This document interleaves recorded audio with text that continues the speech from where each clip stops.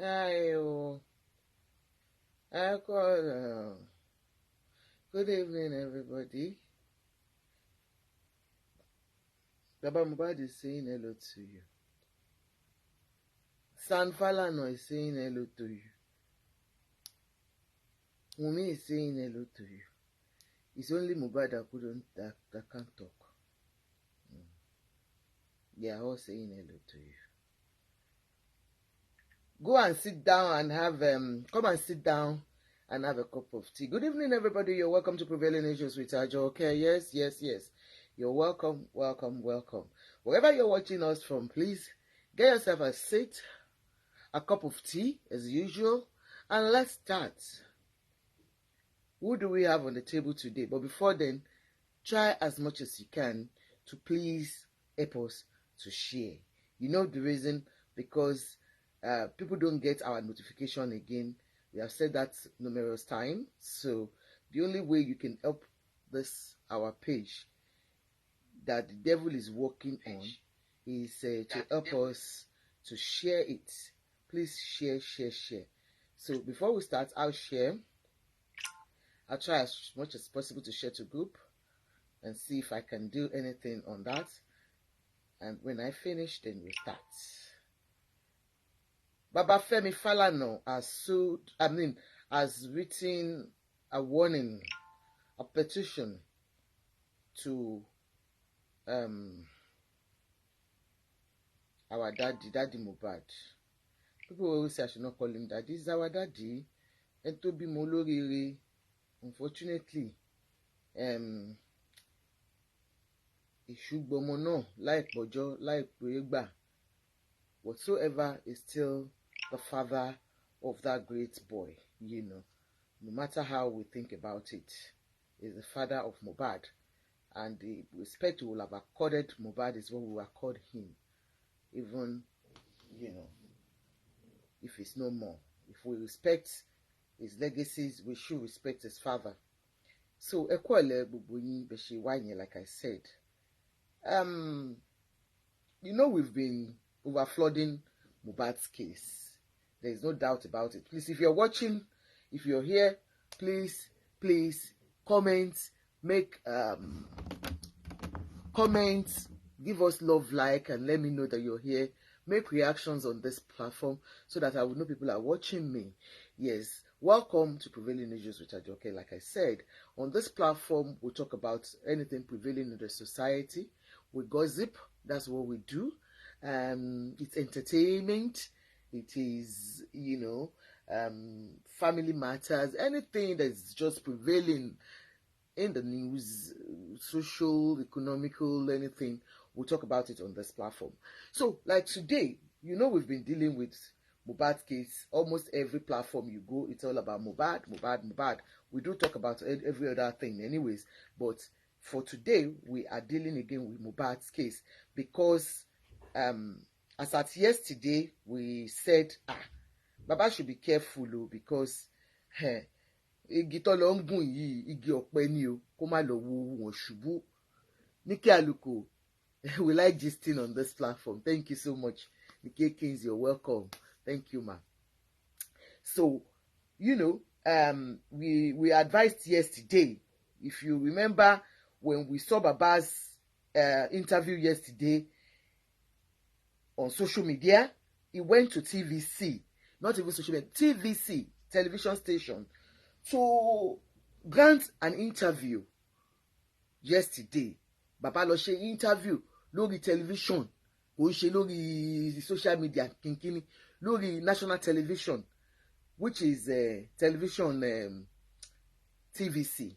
And when we saw it, we were like, eléyìí tí Baba lọ ṣe yìí, I hope he will not get into trouble, because in any case, whoever you are accusing of a particular thing, especially when it has to do with life-threatening messages and all that, you have to be careful, and you must have your evidence at hand to always, before you can accuse anybody of threats to life.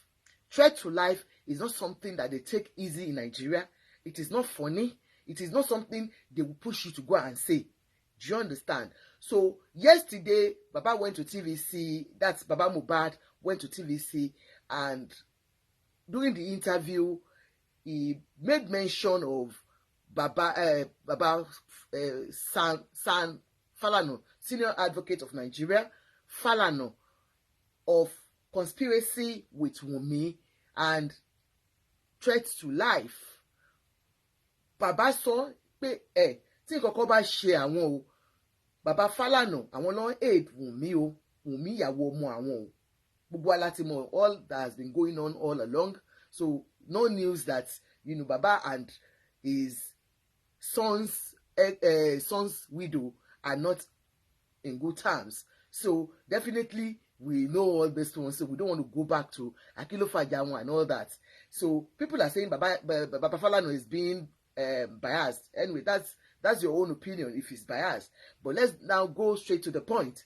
Baba Falana now heard about it. I think, he listened to it. Somebody must have cut. Look, one thing I want you to know is the Falana's chambers is a very big chambers. It's not only Baba Falana that is there and his wife. He and his wife, operate the chambers together. But they are not the only ones there. They are not the only lawyers there. They've got hundreds of lawyers working under Baba Falana. And, youngsters are there too. They are always on social media. So definitely somebody must have seen it out of all those lawyers and have taken the thing to Baba and say, Baba, wọ́n lè fẹ́ pààyàn, wọ́n lẹ́yìn àti Wùnmí, ẹ wà nídìí kápani. Ẹ jẹ́ kí kọ́kọ́ ka nǹkan tí wọ́n kọ. I will read it out and then we'll deliberate on it. And I will analyze every bit of it. Press release from Femi Falana's chambers. Our attention has been drawn to the reckless statement credited to Mr. Joseph Aloba on several online platforms, television and radio stations regarding Mr. Femi Falana, son. Look at that first statement. Reckless. Pé ọ̀rọ̀ bàbá Mohbad ẹjọ́ tó in case bàbá mi kọ́ tẹ̀ fún yín. Ntí bàbá Falana sọ ni pé ọ̀rọ̀ pé kéèyàn má mọ ọ̀rọ̀ sọ. Ọ̀rọ̀ kéèyàn kọ́ sọ̀rọ̀ jáù nípa èèyàn. Kéèyàn sọ̀rọ̀ kéèyàn kọ́ lanu kó kọ́ sọ̀rọ̀ gbàù nípa èèyàn. Wípé ntí wọ́n dẹ̀ sọ pé bàbá Joseph Aloba ń sọ kiri platforms, not even only one place lọ́nà ẹ̀ tí sọ̀rọ̀ yìí o. Wọ́n ní ẹ̀ ń bà àwọn jẹ́ kiri ní gbogbo àwọn ibi tí wọ́n ti ń sọ̀rọ̀ lórí social media. Wọ́n ní ẹ̀ ń bà àwọn jẹ́ kiri ní television house. Wọ́n lè ń bà àwọn jẹ́ kiri ní radio stations. This rejoinder, the rejoinder that has been sent out, is necessary to set the record straight on the role played so far by our firm in unraveling the circumstances surrounding the death of Ilerioluwa Oladimeji Aloba, popularly known as Mohbad. Wọ́n ní kíní táwọn kọ síta yìí káwọn lè fi jẹ́ kí gbogbo aráyé mọ ipa tí àwọn kó, tí àwọn ti ń kó olórí Tèmítolúwa welcome káyọ̀dé. Ipa tí àwọn ti kó nípa láti rí nǹkan tó pa Mohbad Ilerioluwa. It is no longer news that Mohbad died in September 2023 under questionable circumstances. Upon the death of this young man, many well-meaning Nigerians and human rights groups contacted our office to assist in unraveling the circumstances surrounding his death and get justice for the family. The widow of the late singer, Mrs. Wunmi Cynthia Aloba, also contacted our office to help in a similar vein. Wọ́n ní kò ń ṣe tuntun wípé a gbọ́ pé Mohbad kú ní September 2023. Bàbá àwọn chambers yìí wá kọ, wọ́n ní gbogbo àwọn human rights activists, àwọn ajàfẹ́tọ̀ọ́ ọmọ ènìyàn ni wọ́n wá bá àwọn àti àwọn ọmọ aráàlú tí wọ́n fẹ́ pé look, ikú tí bọ̀bọ́ yìí kú kò ń ṣe ikú lásán, kò ń ṣojú lásán. Wọ́n wá bá àwọn ní chambers àwọn pé káwọn help àwọn láti, and Wunmi tó jẹ́ ìyàwó olóògbé, wọ́n tiẹ̀ dárúkọ ẹ̀ tán ni. Wọ́n ní Mrs. Cynthia Wunmi Aloba. wọ́n ní òun náà wà nínú àwọn tí ó wá bá àwọn fìlí àdínsù lọ́kọ̀. Ó wà nínú àwọn tó wá bá àwọn pé ẹ gbà wá o, wọ́n ti pa ìdùnnú inú ilé àwọn o, ẹ gbà wọn o, ẹ bá wá nǹkan tó pa ikú. Like we all know who Baba Falana is. In fact, during Timothy's case, he stood out and did a great job, pro bono job, without taking anything, and he unraveled the mystery surrounding the guy's death. That's the Timothy's death. So for this one now, for people to have gone to him is no news at all. It's just for well, you can help us with this. You understand? At that junction, Mr. Falana called Mohbad's father and commiserated with him and assured him of his readiness to ensure that the law takes its course. Our office immediately petitioned the Commissioner of Police, Lagos State Command, requesting a thorough investigation into the case. So immediately, people came to Baba and Wunmi went to Baba Falana. Immediately, Mr. Falana himself took it upon himself to call Mr. Aloba Baba Mohbad himself directly and say, epele, eku ti ọmọ yín. One thing I want you to know is that both of them are from Ekiti. They are from the same place. She understand? So both of them are from the same hometown. Baba Falana called Baba Mohbad and commiserated with him and said, epele, ní wíwú ẹ̀ mọ́, ní fojú sunkún ọmọ, Ọlọ́run á bá wa dá ọwọ́ òbí dúró. Don't worry, we will look into this. Gbogbo ẹni tó pa igúnnugún kò kì í pé tọ́jọ́, ẹni tó pa kàràmàgò kò kì í pé oṣù, ẹni tó pa Mohbad àwọn máa wá jáde fún yín. Inú bàbá Mohbad dùn, wọ́n dúpẹ́, wọ́n ní bàbá Falana ẹ mà ṣe o, ẹ̀yin náà mà ní sunkún ọmọ o, ẹ bà ní rí wàhálà o. Bàbá Falana ní bọ́dà mi ẹ má wọ̀rí, àyà ni mo fọwọ́ gbá àmọ́ ẹni tó pa Mohbad. Wọ́n ní bàbá Falana dẹ̀ ṣe méjì. Okay, ìyá olóríire said Falana is from Ìlàwẹ̀ Èkìtì, Josie is from Ìkẹrẹ. But Èkìtì kan náà ni wọ́n, Èkìtì kan lèkìtì ń jẹ́ ni. Ṣé you know one thing about we Nigerians, it's so funny the way we everybody you know, people from Lagos State, you know what? Anytime people say, I'm from Lagos State, me, I will say I'm from Isaleko. Èmi ò wá láti campus, ẹ̀yin ọmọ campus yẹn ọ̀dọ̀ yín jìn. The way we segregate each other, like, akilo leto yẹn. You will start wondering, anybody from Ekiti is Ekiti. Is an Ekitian. So Baba Mohbad is an Ekitian. Baba Falana is an Ekitian. So they are both Ekitians. Anyway, when Baba Falana did not do much, he went straight to petition the Lagos State Commissioner of Police to ask for thorough investigation into the matter. Baba lọ sọ pé wo nísìnyí iṣẹ́ bẹ̀rẹ̀, ó yá Lagos State Police Command, ó yá bẹ̀rẹ̀ iṣẹ́, a fẹ́ mọ ikú tó pa Mohbad. In addition to the above, our office also wrote. We women are our own enemies now. Okay. In addition, in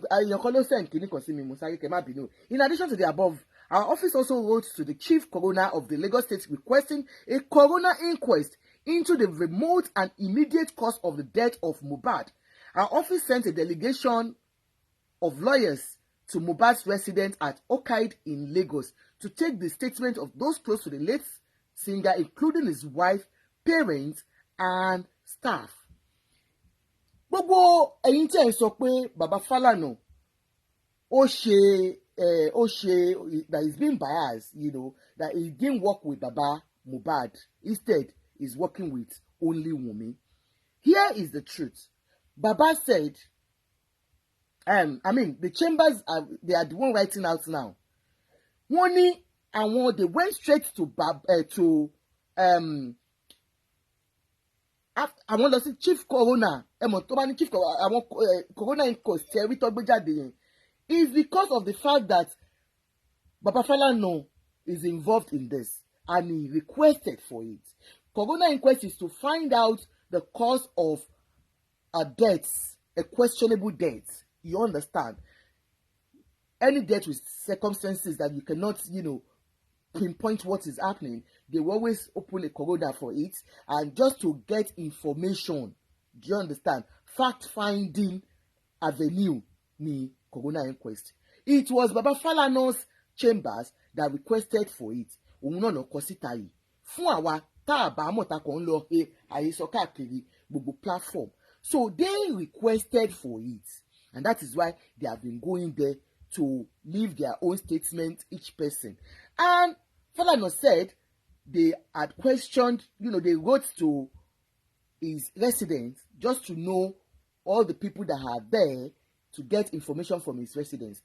Anyway, they got all the people, his mates, everyone around there, they got information from them. Wọ́n ní àwọn lọ bá bàbá Mohbad náà, àwọn béèrè questions, wọ́n pe màmá Mohbad, wọ́n pe gbogbo àwọn ẹbí Mohbad láti get statement from them.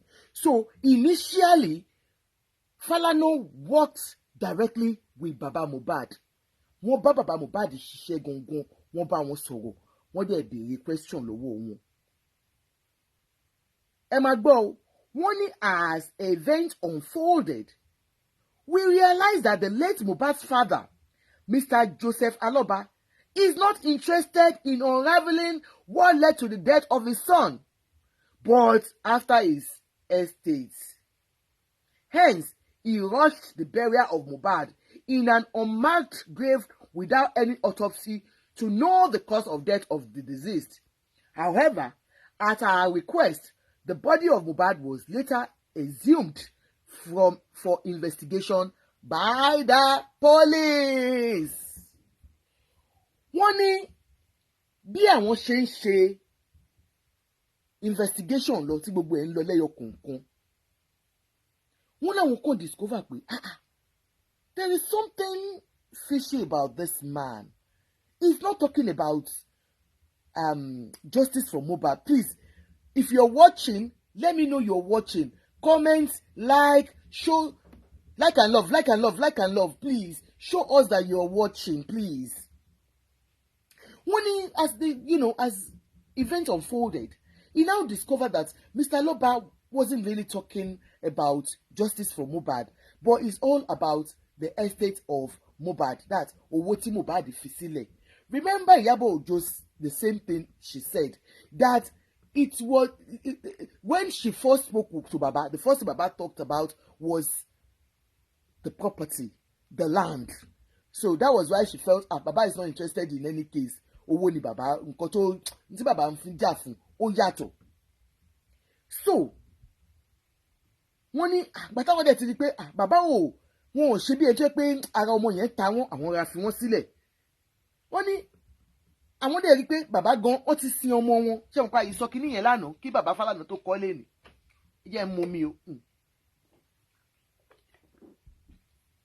Wọ́n ní bàbá gan ti sin ọmọ wọn sí ibi tó yẹ pé àti ẹ̀ lè náwó sí pé ibi báyìí ni òkú Mohbad wà tó bá dọjọ́ iwájú.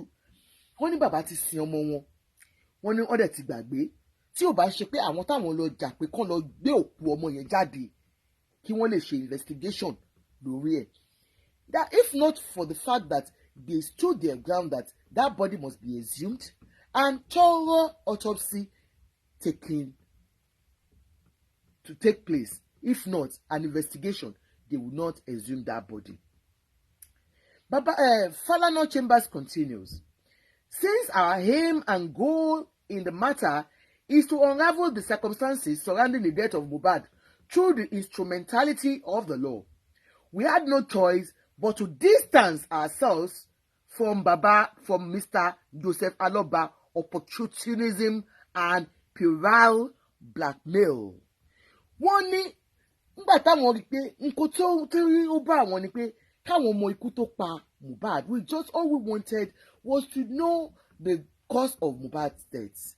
Justice for Mohbad, just like we have been talking on most platforms, that we want to know what killed Mohbad, who are involved in this death.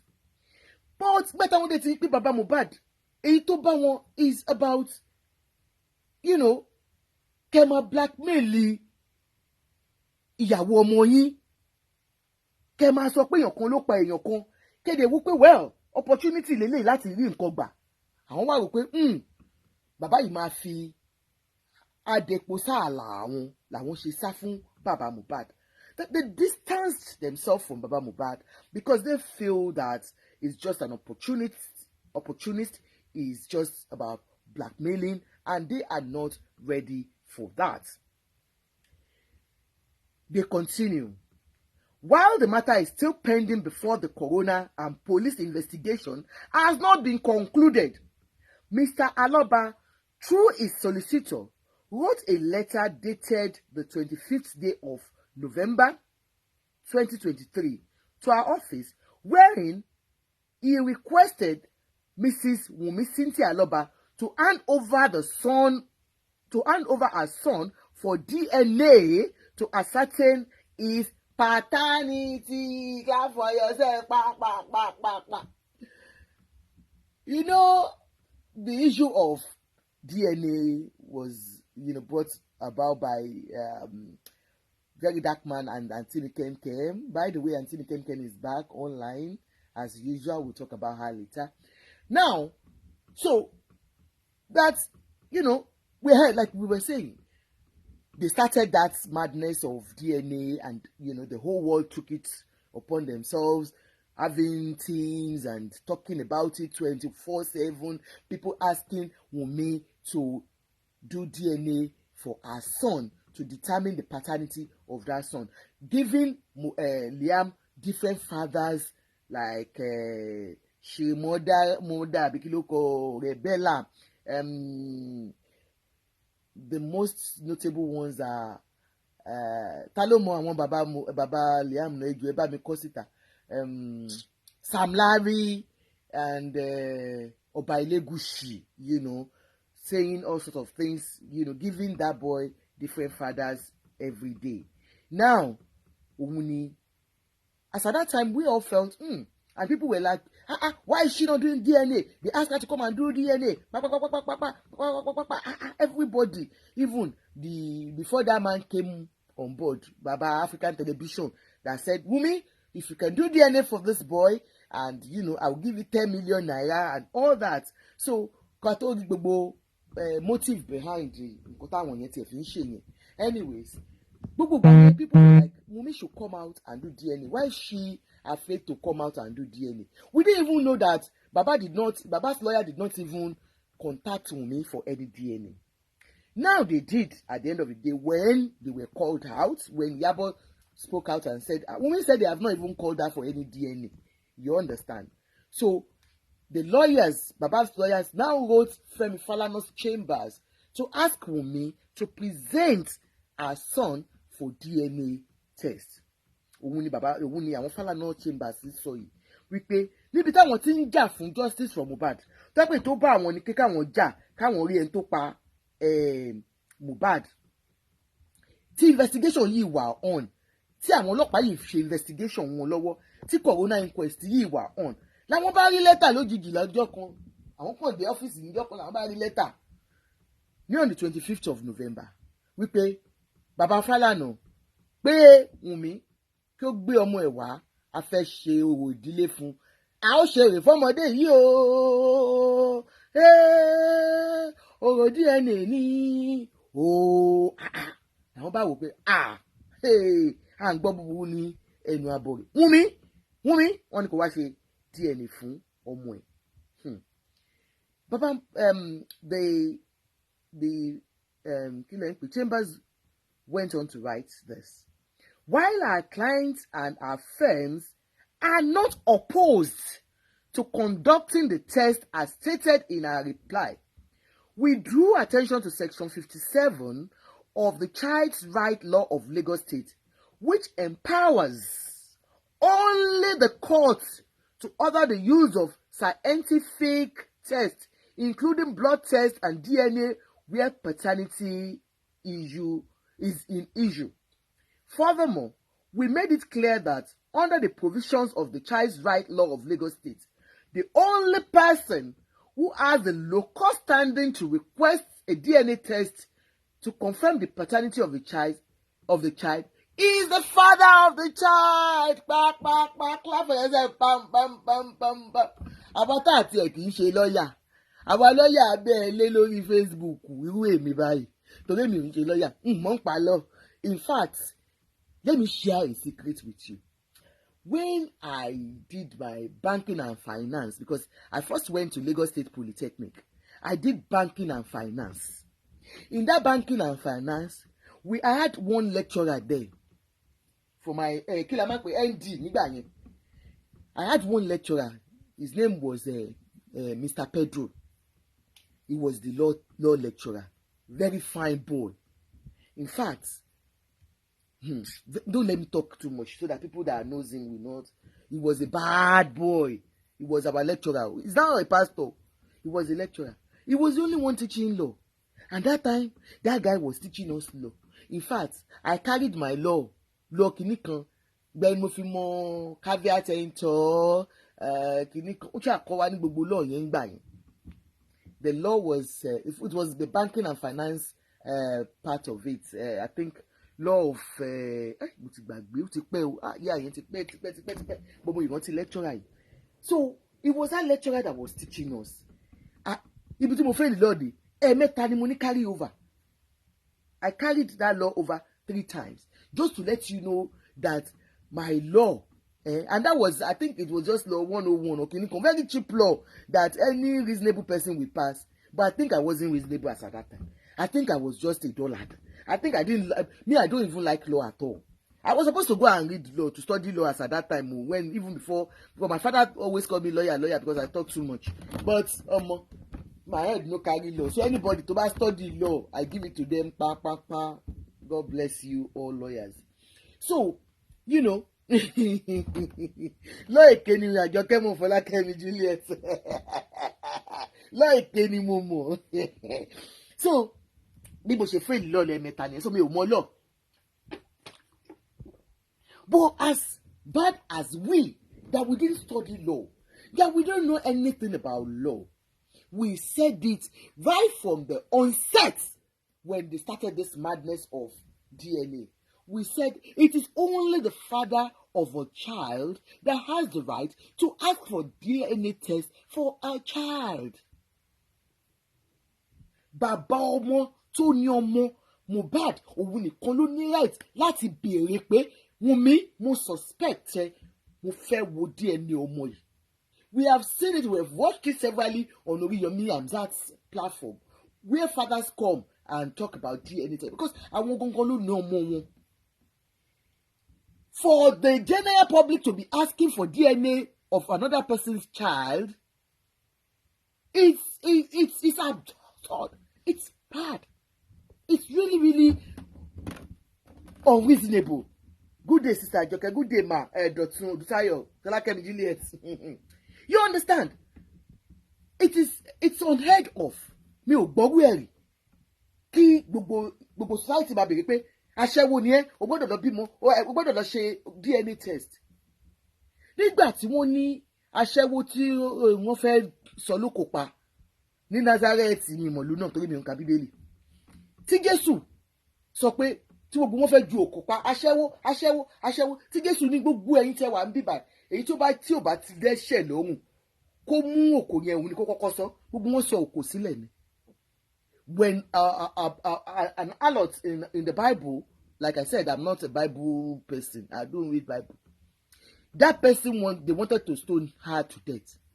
And they got to Jesus. The woman ran to Jesus and they were still stoning. And Jesus said, okay, you can stone if only you have never sinned. All of them ran away. Because none of us la wà tí a lẹ́ṣẹ̀ lọ́rùn. Why do we want to castigate Wunmi to death? How many of these women that are calling for Wunmi's head will say they were disvirgined by their husband and they never slept with any man since they got married? Ẹ jẹ́ ká máa bẹ̀rù Ọlọ́run. Those little things that matters. This is just a 24-year-old girl to be more from a 26-year-old boy. And all of you mothers, grandmothers, will sit down on a panel, the things you call panel on TikTok, and be talking about this girl bí ìgbà tẹ́ pé ẹgbẹ́ yín lè ń sọ. You be talk ọmọ tẹ́ pé yóò máa yọ ẹgbàá sí tó máa nà tó máa bá wí. Ẹ wá dọ̀wọ̀ ẹ̀ sílẹ̀ ẹ sọ di daily job to the extent pé àwọn míì inú yín tún ṣépè fún tọmọtọmọ. Òun ló mú ìwé mi yìí tí máa fi sọ pé ọlọ́run ní kí mi bá wọn dúró sí di àbòsí. I would rather wait and get to the root of the matter before kí n tó sọ pé yes this person ló ṣẹ̀. And I'm sure Falana tá à ń sọ yìí náà kò ń ṣe akúrí. Falana Chambers orí wọn ò dàrú. Kò sí owó. Of course lawyers will always be lawyers. Ò bá pààyàn tó bá gbowó dé ọ̀dọ̀ lawyer, their job is to defend you. But come off it. This one wọn ò tiẹ̀ tí ì ṣe investigation yẹn has to do with the police, not even the lawyer's case now. Ká ní police ti wá mú mi, wọ́n ti mú ní apààyàn tó ẹ pọ́wọ́ ẹ̀ ti wà ń bẹ̀ díẹ̀. Ìgbà yẹn ló yẹ ká máa castigate àwọn bàbá Falana pé àwọn bàbá àgbàyà. But for now kò tiẹ̀ sí nǹkan tó jọ rárá. Now let's go ahead to what Falana Chambers wrote.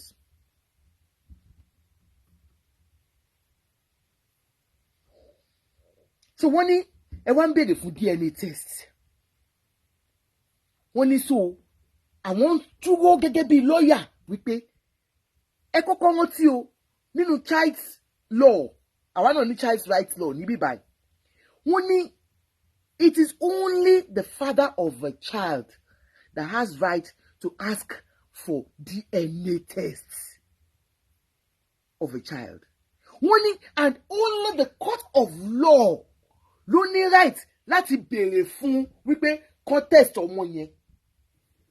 Bàbá ọmọ òun ni first person tó kọ́kọ́ ní àyè ló lẹ́tọ̀ọ́ láti béèrè. Court of law ló dẹ̀ béèrè ló gbọ́dọ̀ béèrè fún. Aláwa tá kì í ṣe lọ́ọ̀yà àwa tá fẹ́ẹ̀lì law lọ 101 àwa tá fẹ́ẹ̀lì ẹ̀gọ́ àmọ́. Àwọn olódo law àwọn olódo law of kí ni lóòótá ṣe ní fún banking and finance. Ẹ̀yin ọmọ Lagos Poly ládùn náà náà tẹ bá rántí kí ni lóòótá ṣe ń gbà yẹn lọ. Mo ti gbàgbé ni ibi tí mo ponú dé náà nìyẹn ẹ má bínú. It is only mo sọ because ṣe lọ but a máa ṣà ń gbọ́ gbogbo ẹ̀ káàkiri a dẹ̀ ń kàwé díẹ̀díẹ̀. It's only the father of a child and the court of law that has the right to ask for such.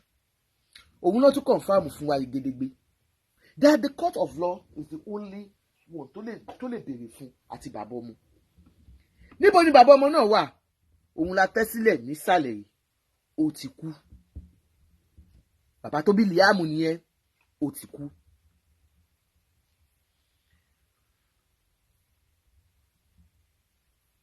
Ẹ jẹ́ ká máa kà á lọ. Wọ́n ní notwithstanding the position of the law. Wọ́n ní àwọn ò tiẹ̀ mind nǹkan tí law sọ. We advised that due process of the law be followed. That is, obtaining a valid court order for Mrs. Wunmi Cynthia Aloba to present her son for the test. Since our position was made known, Mr. Joseph Aloba has not taken steps to obtain the court order to enable Mrs. Wunmi Cynthia Aloba to submit her son for the test. Ẹ gbà mí o, yé o, ẹ̀yin tèmi ṣe gẹ̀ẹ́tì paragraph yìí.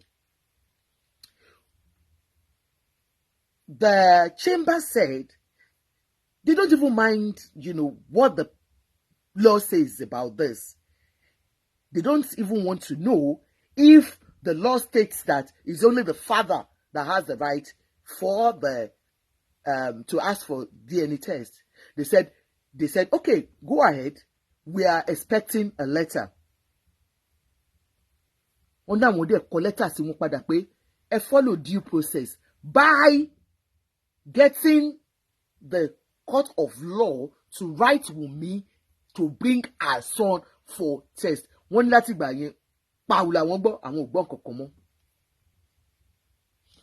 Now, for all of us that will listen to a lot of stories online, I remember people talking that, That's Joy Ayo Jones, you're welcome. I remember that people said, of course, they wrote Falana Chambers, and Falana Chambers replied them. We have not seen the letter. Me, I didn't see any letter. Maybe Wumi's followers, Wumi's team will have that letter. The reply from the reply they gave to Baba Mohbad's team. Because according to what we read here, what Falana Chambers said they wrote back to them is that, well, when they are ready, they should tell the court of law to write to Wunmi properly to bring her son for DNA. But what we heard online, on Facebook, on social media, on TikTok, is that Wunmi's team, that's Wunmi's lawyer, that's the Falana, wrote back to Baba Mohbad's lawyer that yes, they are ready, but they have to do the DNA test in 3 places: America, US, UK, Nigeria, and Baba Mohbad should present himself for DNA. That he himself must present himself for DNA. You understand? Because that's what we heard. Wọ́n nígbà tí Baba Mohbad nǹkan táwọn lawyers àwọn team Mohbad, team Wunmi, because kò tiẹ̀ yé mi mọ́ nsìn. Wọ́n nígbà tí wọ́n kọ lẹ́tà sí Baba Mohbad, nǹkan táwọn team Baba Mohbad sọ ni pé wọ́n kọ lẹ́tà sí Baba Mohbad pé àwọn nígbà táwọn kọ lẹ́tà sí Falana, àwọn Falana wá dá àwọn lóhùn wípé kí Baba Mohbad present ara ẹ̀ fún DNA pé òun náà kọ́ ló bí Mohbad, àti wípé Wunmi béèrè fún 3 places láti ṣe DNA. Who do we believe? Do we believe letter from? Do we believe what we are reading from directly from Baba's chambers, or do we believe on all these things we are hearing from Eyinti, ori Facebook, ori internet? Torí kò tiẹ̀ yé wa mọ́. That's why I say we have to be careful of what we put our mouth on. Because everybody got in shape fún Wunmi lórí ọ̀rọ̀ pé why would you ask for your father's for your father-in-law's DNA?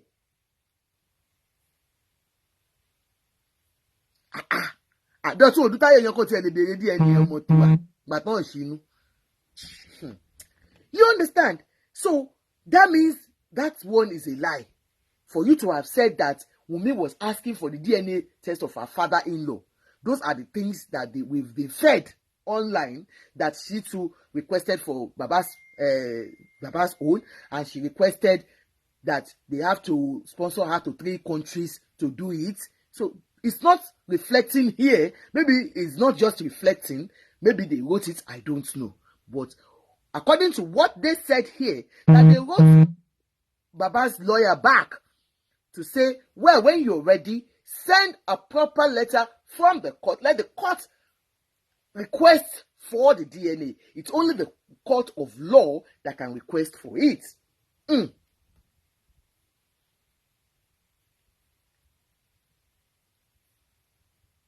Meanwhile, the coroner has since taken testimonies from several witnesses, including Mr. Joseph Aloba, Mrs. Wunmi Cynthia Aloba, and say they refer to Wunmi here as Mrs. Wunmi Cynthia Aloba. Why is it that on social media they are saying she's not married to Mohbad? I still want to confirm to you all here that what I know about customary law in Nigeria is that somebody who is traditionally married is customary in a traditional setting is legally married in constitution. The constitution recognizes their marriage as a customary marriage. So that is why you can see a lawyer referring to her as Mrs. Wunmi Aloba.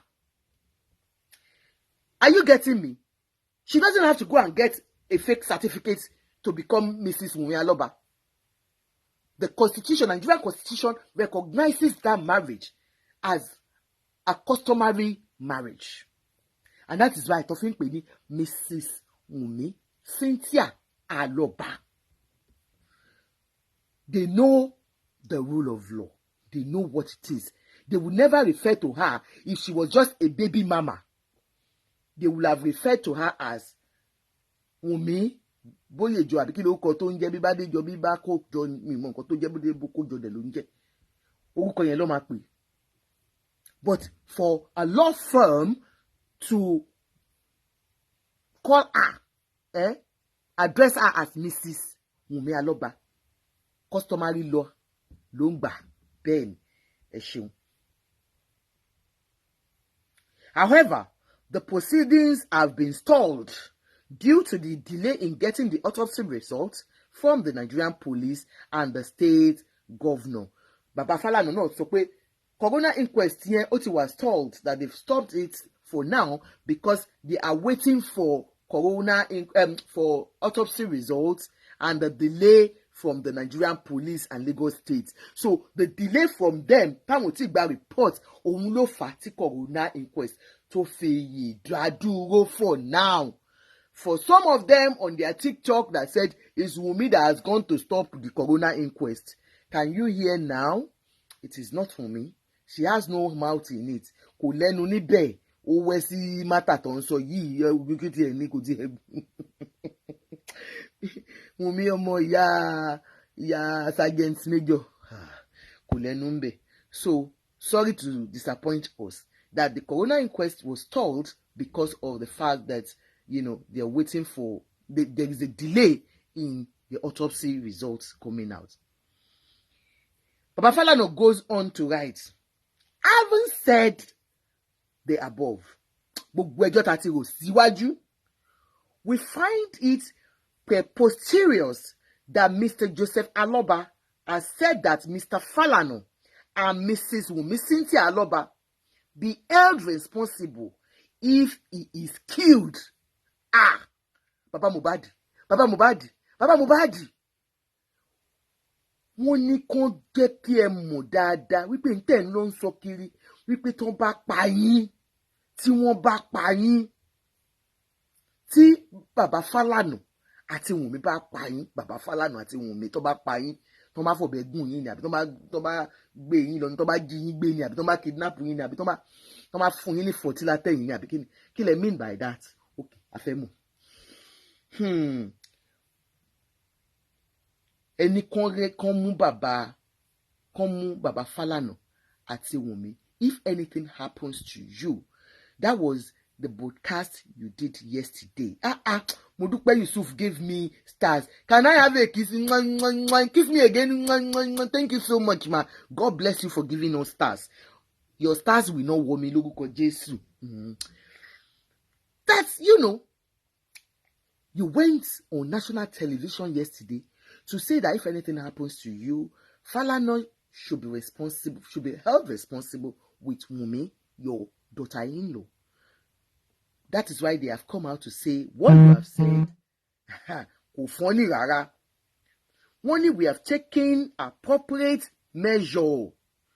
We have taken appropriate measures under the law to restrain Mr. Aloba from further associating Mr. Falana with murder and other forms of criminal offenses. With this, I believe that concerning we have taken further restraint. Baba Mohbad, shetigba letter. Because when they say they want to restrain you from saying certain things, that means you might have gotten something from their lawyers to tell you that, come on. Olubumi Ologun Toye said, I'm not giving you stars, Sister, but praying for you. Kí wọ́n má gbé yín fún èké. Baba Falana like me so much. Me too, I will employ Baba Falana. I want to be wow. Eke is our hobby. We are doing good now, mommy. We are a good child. We are good children. So, you understand? For them to restrain you from yarning rubbish, that means they want to fún yín ní letter kan tí bóyá àwọn tíìmù yín lè máa lọ gbé fún later. Torí kò yé mi. We have taken appropriate measures. Pé àwọn kan wá sórí Facebook wá kọ eléyìí o, àwọn kan kọ gbogbo eléyìí síta o. We have taken appropriate measures. Àwọn ti take a step láti make sure pé bóyá ọlọ́pàá ti kọ lẹ́tà sí yín ni o, bóyá wọ́n ti wá gbé yín lé ni o, wọ́n ti sọ fún yín pé bàbá Mohbad ọlọ́run ẹ̀kẹ́ ṣe wọn.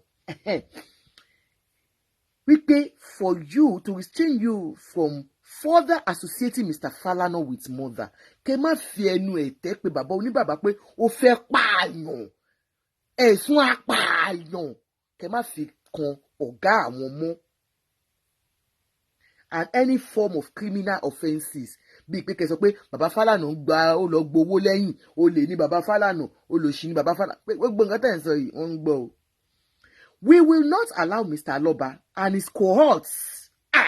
Ẹ máa gbọ́. We will not allow Mr. Aloba and his cohorts. Wọ́n ní àwọn ò ní gbà fún Mr. Aloba àti àwọn tó ń kó kiri, àwọn lórí TikTok, lórí Facebook, gbogbo àwọn tó ṣàkóń sọ̀rọ̀ ọ̀rọ̀ ṣá. Wọ́n láwọn tó ń kó kiri, àwọn tó jọ ń ṣiṣẹ́ bí bó ṣe kọ́ nìyẹn. Wọ́n ní àti àwọn tó jọ ń ṣiṣẹ́ bí, àwọn tó ń sọ ọ̀rọ̀ àlùfàǹṣá sí bàbá wa San tí wọ́n ti ní orúkọ tipẹ́, àwọn ò ní gbà fún wọn. To destroy the reputation at home and abroad. We know. Akilode, stop flagging us, oh. Stop flagging us. What's wrong with you? We know that Baba has done so well for himself. Baba Falana has fought so much for Nigeria, for the less privileged in the country, those people that, you know, Auntie Ajoke, you're welcome. Wọ́n ti gbé bàbá, wọ́n ti kọ lẹ́tà sí bàbá Mohbad pé kó ṣọ́ra wọn, pé táwọn bá gbé wọn. So, you know, he has done so well for himself. Stop pressing red. If you press red, it's not good. Please help me to press love so that they don't flag us, because they are trying to flag us. Please don't press red. You understand? At least we all, you have your platform. You can go there, talk about it. You understand? Just analyze it in your own way. Analyze it in a positive way. If you feel I'm being negative about this analysis, but you know where I'm going by the time I finish. I love you. Stop hating. Love, press love instead. May the Father, Lord Almighty, as you want to press red head, let the Lord Almighty touch your heart, and you just press love. You won't even know when you press love. You start laughing. You just be laughing and be pressing love in the mighty name of Jesus. Say amen. Gbogbo ẹni tẹ́ wà lórí line, ẹ jẹ́ ká gbàdúrà fún wọn. Kí Ọlọ́run bá kó sí yín ní ẹ̀mí. Kẹ́kọ̀ọ́ máa tẹ love ni. Kẹ́ máa tẹ love ni. Kẹ́ máa tẹ love ni. Kí ọrùn yín má lọ já. Ẹ tẹ love ní orúkọ Jésù. Now, the man has built a reputation for himself so much that they will not allow anybody to just rubbish what he has done all his life. Baba too has a son, if you don't remember, Baba Mohbad. Bẹ́ẹ̀ ṣe bí ọmọkùnrin ológo tó ń kọrin, bẹ́ẹ̀ ni Baba Falana náà ṣe kọ. Bukola Adeloye Ajayi, Oya, can I have a kiss? Thank you so much for buying us stars. Gbogbo ẹ̀yin tẹ́ ra star fún wa, ìràwọ̀ àwọn ọmọ yín ò ní wọ́ mi o. Ẹ̀yin tẹ́ ẹ̀dẹ̀ ra, Ọlọ́run á bá mi kó sí yín nínú, torí ìràwọ̀ àwọn ọmọ yín náà ò ní wọ́ mi lórúkọ Jésù. Ẹ ṣàmì, kẹ́ bá mi tẹ love and like. Ẹ ṣé o. So that, you know, like I said, Baba Falana's son too is a musician, just like your son. So, òun ni àwọn ṣe wá bẹ̀yìn pé ẹ ṣọ́ra yín o. Wọ́n láwọn tẹ̀ ti kọ lẹ́tà sí yìí pé wọ́n ti restrain yín from yarning rubbish, according to them. Ó ti yé yín. Àbí o, ẹ bá mi bí wọ́n yìí, Ọlá Abíọ́dún kò yé mi o. Finally, wọ́n tún sọ̀rọ̀, wọ́n ní finally Mr. Aloba. Wọ́n ní Mr. Aloba ẹ máa gbọ́ dádì wa ẹ ń gbọ́. Wọ́n ní finally Mr. Aloba. Wọ́n ní finally ẹ máa gbọ́. Finally Mr. Aloba is definitely deceiving himself if he believes that his empty vituperations and vulgar abuse will force us to withdraw from further representing Mrs. Wunmi Cynthia Aloba to enable him to inherit the asset of his late son, Ìlérí Olúwa Ọládìméjì Aloba, aka Mohbad. Ọ̀rọ̀ yẹn pọ̀. Wọ́n ní bàbá Mohbad, wọ́n ní ẹ̀ ń tanra yín ni wọ́n ní ká fi ká gbogbo tá à ń rojọ́ yìí ká fi ká nílẹ̀ finally wọ́n ní gbogbo ariwo tí bàbá Mohbad ń pa kiri gbogbo ẹjọ́ tó ń rò gbogbo ọ̀rọ̀ àlùfàǹṣá bíi pé kó pè ìyàwó ọmọ wọn ní aṣẹ́wó òun ní vulgar bí kò pé ìyàwó ọmọ wọn láṣẹ́wó bí kan ní Ọlọ́run ò ní jẹ́ kó máa àwọn tún padà fẹ́rù ìyàwó báyìí mọ́ wọ́n ní gbogbo àwọn ẹjọ́ yẹn àbí báwọn ṣe lè rò pé bí bàbá Mohbad ṣe lè rò pé àtàwọn cohort wọn tó ń pe bàbá ní àbólórí búṣán ni bàbá Sam Falana ní àbórí bàbá Falana ò fẹ́ pé wọ́n ní gbogbo ohun tẹ́ ń sọ yẹn wọ́n níyẹn ò lè ní kí àwọn máa represent Mrs. Wunmi Cynthia Aloba wọ́n níyẹn ò ní káwọn máa represent ẹ̀ ní court of law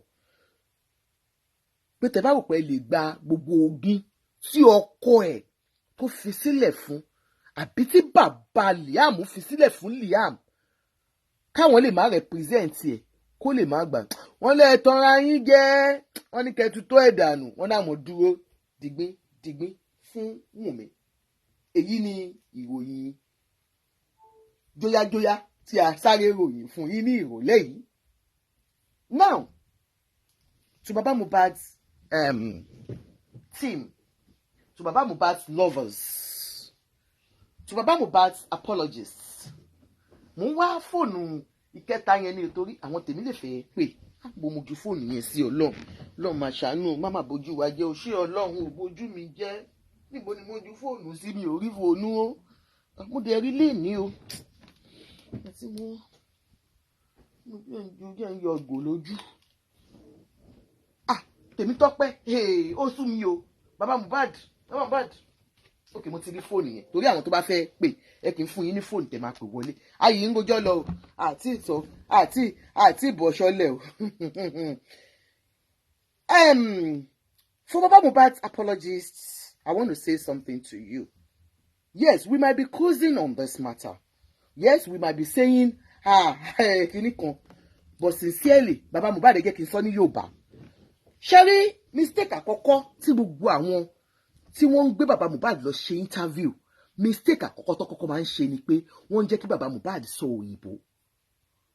Number one, òyìnbó kì í ṣe language mi tí n bá tàbọn ẹ má bínú torí kò kì í ṣe language mi. Tí bàbá Mohbad bá sọ tó bá ṣe interview fún un tó bá sọ Yorùbá kò pọ̀ jù kò kéré jù. If you go to France today, they will not speak. Wọ́n gbóyìnbó wọn ò ní sòyìnbó sí ẹ. Paris wọn ò ní sòyìnbó sí ẹ. Tó bá ti wọnú store wọn náà máa sọ èdè ìlú wọn.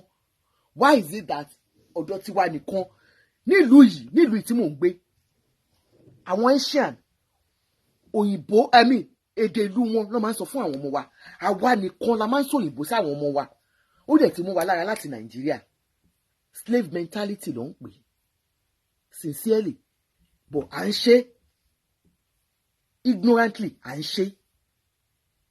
So tí bàbá Mohbad ẹ bá mi tẹ love ẹ bá mi tẹ like mi ò like bẹ́ẹ̀ kàn ṣe ń wò mí màá bínú oyè ọlá àbí ọdún kí ló dé and you are there me and you will fight o all of you that you are watching me and you are not expressing love and like I don't like it o. The number to call ẹ lè bá mi type number wa síta +44 ilé ní kẹ́ pé ẹ̀jẹ̀ má pè dé ọ̀dà wọn yẹn +44 74 74 77 82 39 +44 74 74 77 82 39. You can call in if you have any contribution. +44 74 74 77 82 39. Àdàfún yín jẹ́ kí n pin ẹ ṣé o bẹ ṣe ń tẹ love and like àti love yẹn nígbà tẹ̀ tí ń rí love orí mi kàn máa ń ṣe tàtàtà ni èmi náà máa ṣe tàtàtàtàtàtàtà like àwọn ọmọ tàtàtàtàtà. Baba Mohbad, so that is number one. Wọ́n ń jẹ́ kí baba Mohbad máa sọ English tó bá ń ṣe interview. Ṣebí tó bá ń sọ Yorùbá ó máa ń ní bá ṣe ń gbé ọ̀rọ̀ kalẹ̀ especially báwọn ṣe jẹ́ àgbàlagbà yẹn ó máa ní bó ṣe máa gbé ọ̀rọ̀ kalẹ̀ gẹ́gẹ́ bí àgbàlagbà. But English tó máa sọ yẹn ẹ wo first interview apart from eléyìí tó fi kọ́kọ́ fi hàn gbogbo àwọn èèyàn tó jẹ́ pé Yorùbá ló sọ ẹ wo inú ilé mi o ẹ wo kò fún mi lówó ìyẹn yàtọ̀ first major interview nígbà tí bàbá láwọn ní management tó ń tọ́jú wọn was the one from kí ló ń jẹ́ from African Television Man that he organized, and on that platform wọ́n béèrè English lọ fi ń bá bàbá ṣe interview. That was the first blunder tí bàbá ti pé Wùmí tẹ bá ń gẹ̀ẹ́tì ẹ̀ tó bá pẹ́ mo parọ́ ẹ̀ sòótọ́ o ẹni rọ ni mo pa àbáyẹ̀ pé òótọ́ ni kẹ́ sọ pé òótọ́ ni Wùmí Àjọkẹ́ are doing well. Wọ́n bi bàbá ní I just hate her. Hate is a very big word. Ìyẹn ni number one blunder tẹ kọ́kọ́ ṣe. Second one, ẹ wò ìyàwó ọmọ yín ẹ ní aṣẹ́wó ni, harlot ni. Ẹ ní aṣẹ́wó ni. She's the prostitute. Mọ̀ pé àwọn ọ̀rọ̀ tí ò kì í tán lẹ̀ ni. Ọ̀rọ̀ tí Liam máa jí bá ní ọjọ́ kan tó máa gbọ́. Ká ní kò gbọ́, ṣe pé irú àwọn Liam yẹn ń sìn bóyá ìlú òyìnbó ló ti máa tọ́ dàgbà lórúkọ Jésù. Tó bá wá dàgbà, tó gbọ́ interview, tẹ́ sọ pé I just hate her. She's a harlot. Ká ní Yorùbá lẹ fi sọ lè má mọ deep meaning ẹ̀. But òyìnbó tẹ́ fi sọ yẹn, Liam ò lè gbàgbé láyéláyé tó bá dàgbà, tó bá gbọ́. Number one blunder yín nìyẹn sá. So àwọn management yín, àwọn náà kọ́kọ́ ṣe mistake yẹn tí wọ́n ń jẹ́ kẹ́ máa sọ òyìnbó ṣe interview. Second one, bàbá Mohbad, ẹ ń lọ káàkiri ẹ máa ń ṣe interview. Àwọn tó wá láwọn ń tọ́jú yín tó ń manage yín, wọ́n kọ script fún yín. Wọ́n kọ script. Anytime àwa tá àti ẹ̀ jẹ́ journalist, because Westo tẹ máa lọ bá lórí TikTok ṣebí journalist ló pe rẹ̀, ó jẹ́ kó máa kọ script ní fún yín.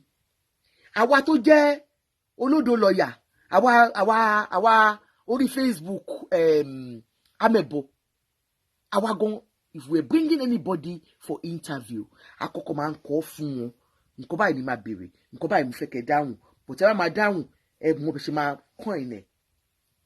It's not as if you are being economical with the truth, but you have to be careful of the words you use. It's very important, especially when it has to do with the media. I'm sure Oriyomi Hamzat's going to, if he wants to interview people, because he read journalism too, he studied journalism. You understand? He understands the principles of using words in interviews. So for them, they don't even tutor you before you come out. They don't tutor you. So you come out, one kò yẹ wá sọ̀rọ̀ ní public. Ẹ wò lánàá bàbá Mohbad after 30 ṣe TVC tán, ẹ tún lọ síbì kan, ẹ ń sọ wípé wọ́n ní kí ni regret tí ẹ bá rí àyè bá Mohbad sọ̀rọ̀, ẹ ní Ọlọ́run ò ní jẹ́ kó ṣìrìn mọ́. Àṣìfẹ́ ni Wùmí. There are some things tẹ́ pé àgbàlagbà gan máa ń caution ara wọn láti sọ. Then àwọn tó wá ń tì bàbá Mohbad pé kí wọ́n má sọ síta wípé tí nǹkan kan bá ṣe àwọn kó fi kọ́ lọ́yà Falana lọ́rùn. Bàbá Mohbad wọ́n fẹ́ tì í sẹ́wọ̀n ní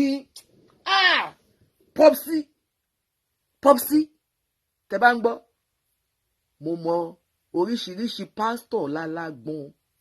Tí ọwọ́ alágbọ́n bá tẹ̀ yín, bàbá Mohbad, oríṣiríṣi ìyà ló máa fi jẹ yín.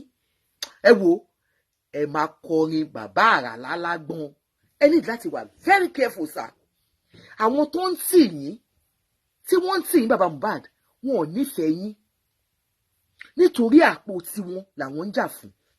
They are fighting for nothing. I've told you about this justice thing that you people, they are talking about. There is no justice anywhere. Go and sit down. That is the truth. Baba Mohbad knows the truth about this. That's why he's concerned about money. Because Baba Mohbad gbọ́ pé at the end of the day, ìgbà tẹ́ máa san gbogbo ẹ̀tàn lánàá ńkọ́, ẹni àwọn public kan lọ dáwó sínú àkáǹtì kan tó wà ń ta o, torí tó bá ti ṣe autopsy tán, tí ò bá tẹ́ yín lọ́rùn, ẹ máa lọ ṣe mí. Mo ti sọ fún yín lánàá Baba Mohbad. Àti gbogbo èyí tẹ́ ń tẹ̀lé bàbá Mohbad, the truth is, tí wọ́n bá ṣe autopsy result, if it comes out, if you're not satisfied, If you think you can just keep his mug there for Lagos state government to be paying, you are wasting your time, because wọ́n máa lọ sí Mohbad di sí mass burial ni wọ́n máa lọ fi ṣe mass burial pẹ̀lú àwọn tó kù ni. Yes, because some celebrities are ready to do the burial the normal way, to give him a befitting burial. If you refuse that befitting burial, tẹ́fẹ́ sọ pé ẹ fẹ́ fi sọ di nísìnkú yo, ẹ fẹ́ sọ̀rọ̀ ayé ni bàbá wa ń dé. Tẹ́ bá sọ pé ẹ fẹ́ sọ̀rọ̀ ayé ni bàbá wa ń dé, Lagos state government will not have time for you. Wọ́n ti gé etí bọ̀dá mi lọ. Àṣàkẹ́ ni Governor Sanwó-Olú sìn. Wọ́n ti gé etí ẹ̀ lọ. That's public fund that they are using. Public fund. Taxpayers' money. Òun náà fi tọ́jú Mohbad sínú morgue.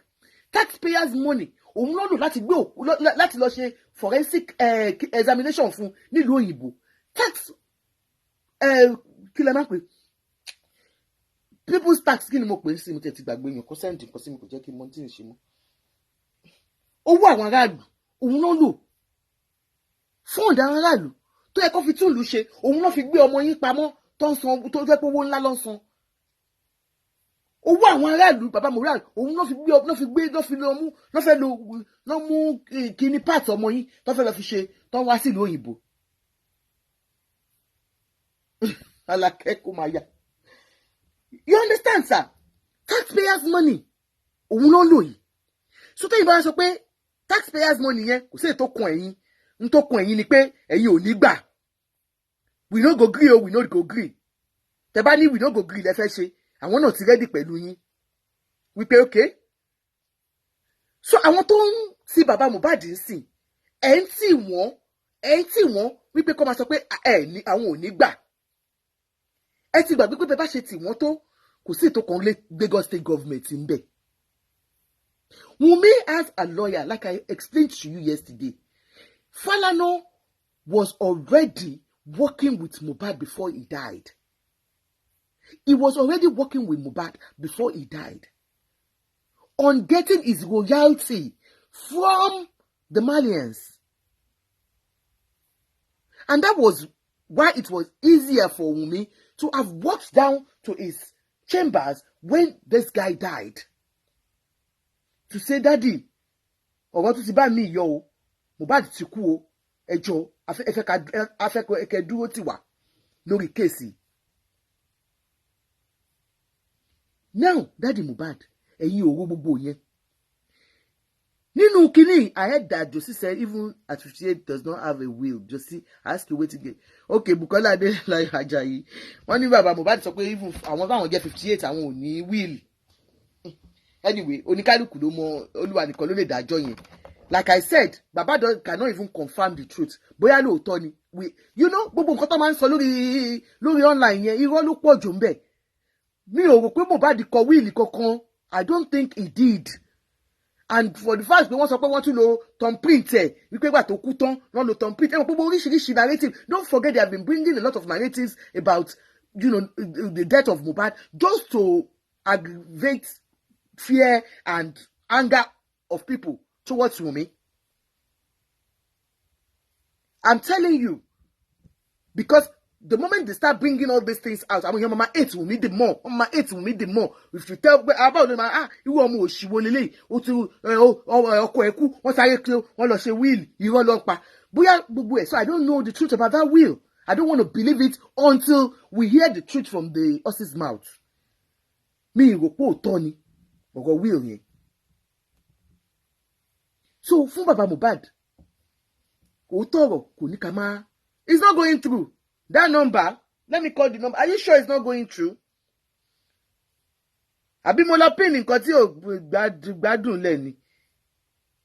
It's going through now. Plus 44 74 74 77 8239. It's going through, ma.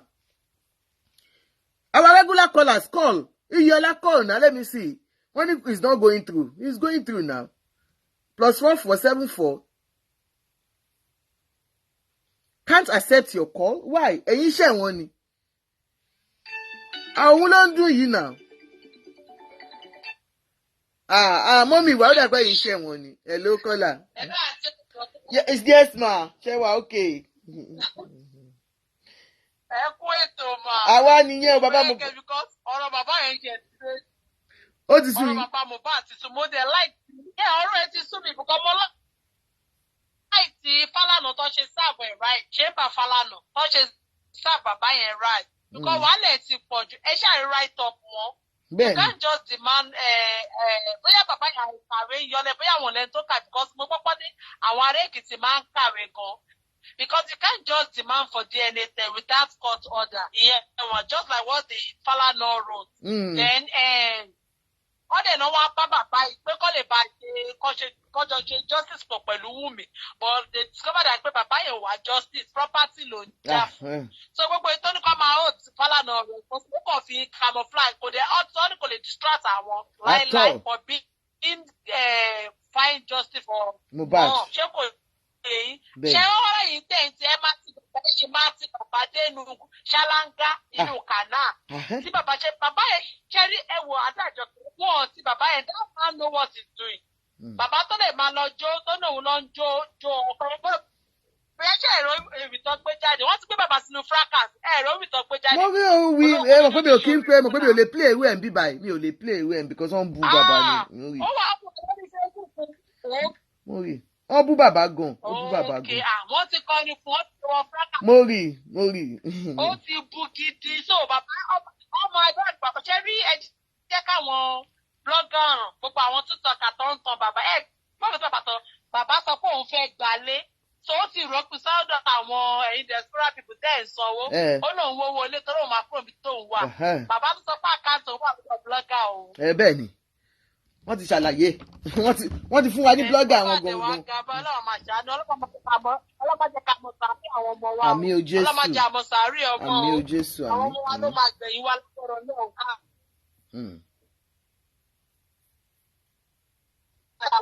ọ ní ọmọ ní òjògùn wa ló máa ń sọ ọmọ ló máa jogún ọ sọ pé àwa la máa jogún ọmọ bàbá Mohbad. Baba Mohbad ṣe ń gbọ́. Continue don't gree for anybody for this 2024 Baba Mohbad. wọ́n ní no gree for anybody. Baba Mohbad no gree for anybody this year. ìyìnà àtàjọkẹ́ voice Baba Mohbad no gree for anybody. no gree ẹ ṣe ń jàre. Baba Mohbad honestly no gree for anybody this year.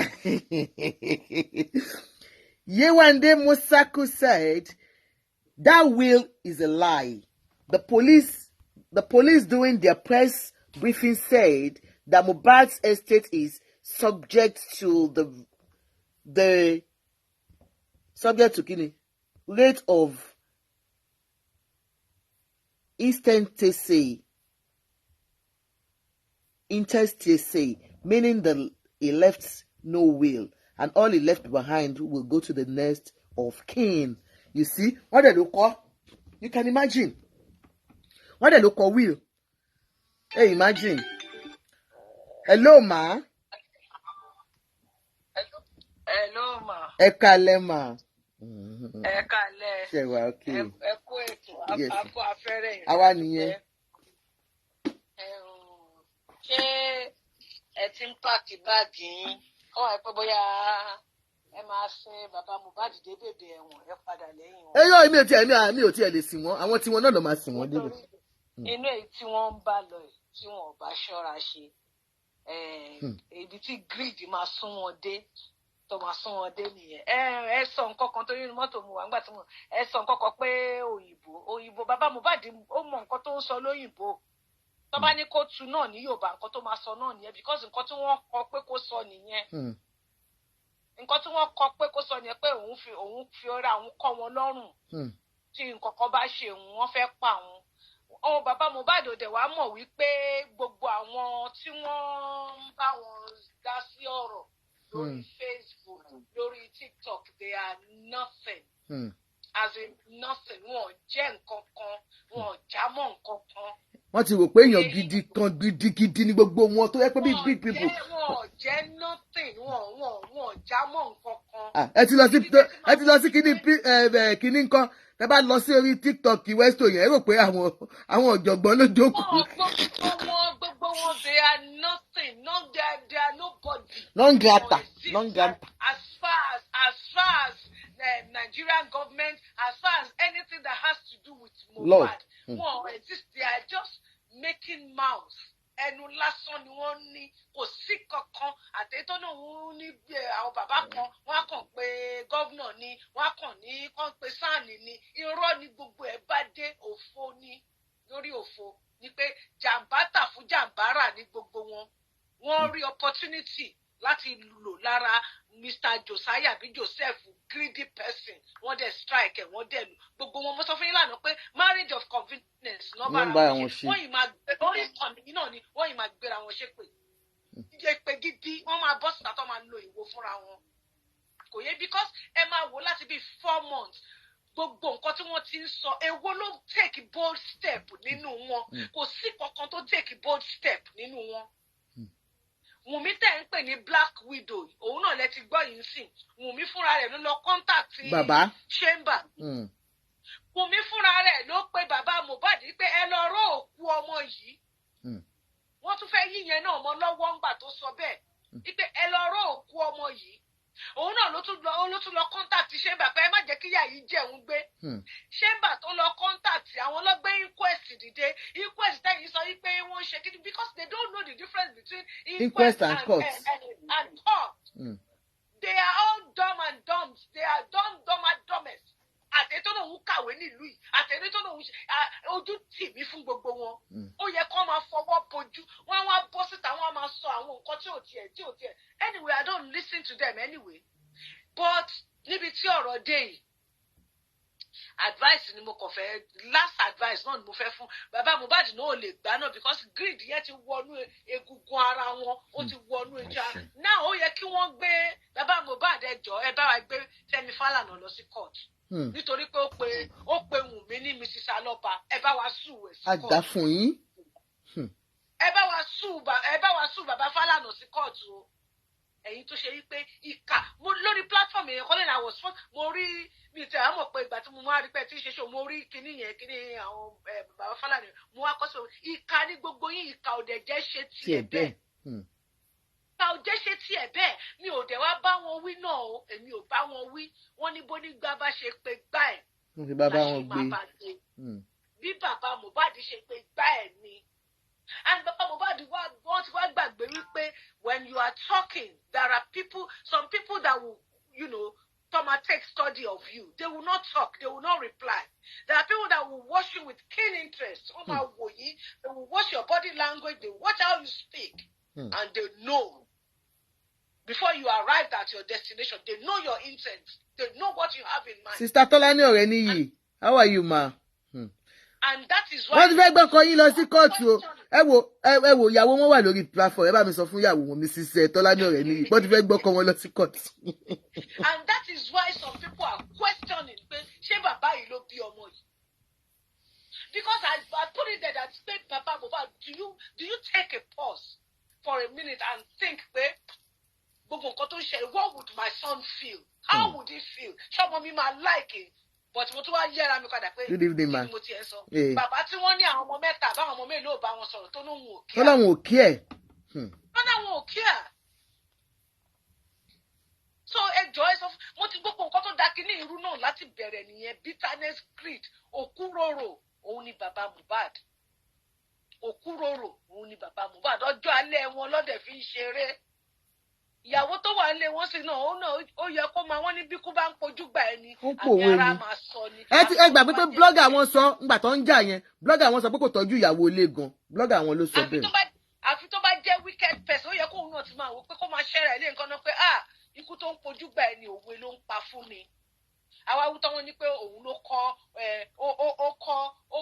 Mohbad lórin ṣé wọ́n máa ń kọ́ èèyàn lórin tó bá kọ́ Mohbad lórin tọ́lọ́run ò bá pe orin lọ́nà Mohbad ńkọ́. Tọ́lọ́run bá pe lọ́nà Mohbad nǹkan why are you claiming what you are not? Lóòótọ́ àwọn alágbàtọ́ la jẹ́ fún wa we don't shape their destiny. A kàn lè gbàdúrà wọn oníkálukú gbogbo ọmọ ló ti mógun ẹ̀ wá sáyé. Ẹ tí ì rí ọmọ tẹ́ máa ní kó lọ kọ́ dókítà tí ó lè pé dókítà kì í ṣọ̀nà ẹ̀. ẹ bá kọ lórin tó yẹ ó lè tààpù ẹ̀bùn orin lára ẹ̀yin kọ́ lè jẹ́ kó wà successful. No, and that doesn't mean pé gbogbo nǹkan tó bá dẹ̀ nílẹ̀ fẹ́ gbà kí ló dé. And if you have done things differently, ní wà níbi tá a wà yìí. Àti rí justice tá à ń wá. But you didn't do it. You just ẹkùn tọwọ́ bọ gbogbo ẹ̀ bàjẹ́ yamayama. Kò sẹ́lòmíì tó bàjẹ́, ẹ̀yin lẹ bàjẹ́ fúnra yín. Ẹ̀yin lẹ bàjẹ́ fúnra yín. Wọ́n wá ẹ̀rù ọ̀bà yín, wọ́n wá ní kẹ́ bọ́ síta. Ẹ fẹ́ mú orúkọ bàbá Falana, mọ ẹni tí bàbá Falana ń jẹ́. Ẹ wo ẹ̀wọ̀n yín, wọ́n á gbé yín ẹsẹ̀ yín ò ní balẹ̀. Ẹ̀wọ̀n yín, kọ̀ máa kọrin nínú ẹ̀wọ̀n. Julie Temitope, Julie, ẹ máa gbọ́ nǹkan tí ẹni yìí sọ. Only please listen to his press without a barrier mind. Mommy, Yes, we did yesterday, man. That is what we are doing. That is what we are doing. Nǹkan press tí wọ́n ṣe lánàá, kí ló yàtọ̀ sẹ́yìn tí wọ́n ti ń ṣe? He never talked about justice. He never feel pain. Kò sẹ́ di ìgbà tí nǹkan tí bàbá Mohbad fèkì ẹkún nígbà tó lọ sọ́dọ̀ Oríyọmí. Nǹkan tí wọ́n fèkì ẹkún nìyẹn. Tí Oríyọmí ní ẹ má sunkún. Nǹkan tí wọ́n fèkì ẹkún nìyẹn. He never appear as someone that is pained about this boy. About this boy. Ọ̀tọ̀ ni nǹkan tó lọ ń sọ níbẹ̀, ọ̀rọ̀ ilẹ̀, ọ̀rọ̀ property, ọ̀rọ̀ kìíní kan. Nínú press release. Nínú press release wo lẹ̀ ń bá káàkiri, kí lẹ̀ ń bá kiri. Kí lẹ̀ ń bá kiri, gbogbo nǹkan tó yẹ kẹ́ ṣe. Anyway, I know from day one ní pé anything tó bá ń gbé káàkiri lórí social media irọ́ ni. Òun lẹ́sọ̀ pé àwọn ní àwọn bàbá yìí sọ sí pé àwọn ti sọ fún wọn pé go the right way tẹ́ bá fẹ́ ṣe DNA. Àdá fún yín. Ẹ̀jẹ̀ ń parọ́. Àwọn Fálànà ní kọ́ wá lọ sí kinní kan kọ́ lọ méye kan wá kóun náà wá ṣe DNA. Ẹgbẹ́ tó wáyé pé lóòótọ́ ni ẹgbẹ́ lẹ́tà ẹ fi báwo lè ṣe gbé láìsẹ̀ ẹ̀yin náà ẹgbẹ́ lẹ́tà ẹ síta kárí pé láti Fálànà ṣe bà ló ti wá. Kárí pé láti Fálànà ṣe bà ní èèyàn tí ò ní nǹkan kan èèyàn tí ò jẹ́ nǹkan kan tó jẹ́ pé nuisance ló wá bọ́ síta ó ń bú Fálànà. Èyí tó pẹ̀rẹ̀ ní blog ó bọ́ síta ó ń bú Fálànà. Fálànà ní ó yàn ó lọ́mọ gidi ọmọ ẹ̀ tó ń kọrin náà lọ́ọ̀yà ni ẹ̀yin ò dẹ̀ tí ì bá ti débì kankan. Gbogbo wọn tó ń bú Wùmí tí wọ́n fi ayé nira wọn lára láì ṣe ọmọ ọlọ́mọ ẹ lọ́wọ́ gbogbo wọn ẹ máa rí pé wọ́n ní nǹkan mọ̀ kò sí ètò jẹ́ pé ilé ọkọ kan ló wà nínú wọn. Ìsìlá kò sí ilé ọkọ ìsìlá kò yẹ pé ilé ọkọ kejì àbí ilé ọkọ kẹta. So they are even jealous of Wùmí fúnra rẹ̀. Ẹ̀dẹ̀ mú ọmọ ọlọ́mọ bàbá I'm saying something ní ò tí ì rírú ẹ̀ rí. Láti ẹ̀ ní pòkè òun bá Wùmí jà wọ́n ń gbé ọmọ iṣẹ́ pé bàbá ò bọ́títà press conference tó ṣe yẹn kó sọ pé I want to use this opportunity. Kó tẹ̀ wá dípò òun bẹ́ẹ̀ kí gbogbo èèyàn ẹ̀jọ́ ẹ má gbé Liam ṣépè mọ́. Kò jáde lẹ́nu bàbá. Kò jáde lẹ́nu bàbá. Káàkiri wá fà lọ ká wá fà bọ̀ kọ́ wá ní pé Liam kò kì í ṣe ọmọ Mohbad ṣé bàbá orúkọ lòun fẹ́ gba gbogbo ogún òun fẹ́ that is the only thing tó ń ṣe bàbá yẹn bàbá ò pray pé kí ọmọ yẹn òun náà ń gbàdúrà lọ́kàn rẹ̀ ni pé òun ò fẹ́ kọ́ even though ó mọ̀ pé ọmọ yẹn ọmọ Mohbad ni but kò fi nítorí pé wọ́n ti sọ kò fẹ́ kó jẹ́ bẹ́ẹ̀ gbogbo owó tí wọ́n dá kó lè jẹ́ ti èèyàn wo ló ń ṣerú ẹ̀ wọ́n dáwó fọ́mọ ẹ̀ láti gbé ọmọ ẹ̀ kọ́mọ ẹ̀ sùn sí ibi tó dáa ìwọ ń sọ pé kí wọ́n kó owó yẹn fún ẹ kó fi kọ́ church kó lọ sí ọmọ ẹ̀ sí gbèrígbè mi ò gbọ́ rí. Who does that? But just like I said gẹ́gẹ́ bí ọmọ yẹn ó sì ń fún gbogbo wọn ní pressure ni. But tó bá wù bàbá Mohbad kó yín rẹ̀ lé nǹkan náà tó bá wù kó má yín ibi tó ń lọ yẹn gangan kó lè tètè yá ni wọ́n máa re tó bá ti re sẹ́wọ̀n báyìí wọ́n máa padà lẹ́yìn ẹ̀ straight away ni. Wọ́n máa padà lẹ́yìn ẹ̀ straight away kókó èmi ò fẹ́ kó stop o. I want him to call the bluff of Falana Chambers. Call the bluff of Falana Chambers and come out and talk about him again. And sọ pé tó bá pa ẹ o kọ́ di Fálàmù just talk about him again kí àwọn tó ń tiẹ̀ lẹ́yìn tọ́nà àwọn máa dáwó fún ẹ kí wọ́n tún tì ẹ́. Ìmọ̀ yìí tó fẹ́ dá fún wọn. At 55 ṣé èèyàn kan lè tìyàn kan at 55. Wọ́n ní a fool at 40 is a fool forever. tí wọ́n ní ká pé a fool at 50 or 55. He's a fool forever. And kí ló make him fool? Greed. Òun ló make him jẹ́ tí ẹ̀ sọ pé òun ò lè sùn. Cheap blackmail nìyẹn, ta ni ò yẹ kó lójú oorun? Ta ni ò yẹ kó lójú oorun kó máa lọ sí hospital kó máa lọ gba treatment? Gbogbo yín wá ń ṣe oríṣiríṣi. Òun náà lágbára tẹnu blogger yín tó pe rẹ̀ náà ní ẹ̀gbọ́n yín àbí kíní kan l'Amẹ́ríkà. Òun náà lọ sí GoFundMe. Nítorí kí ni owó kí lẹ fẹ́ fi ṣe?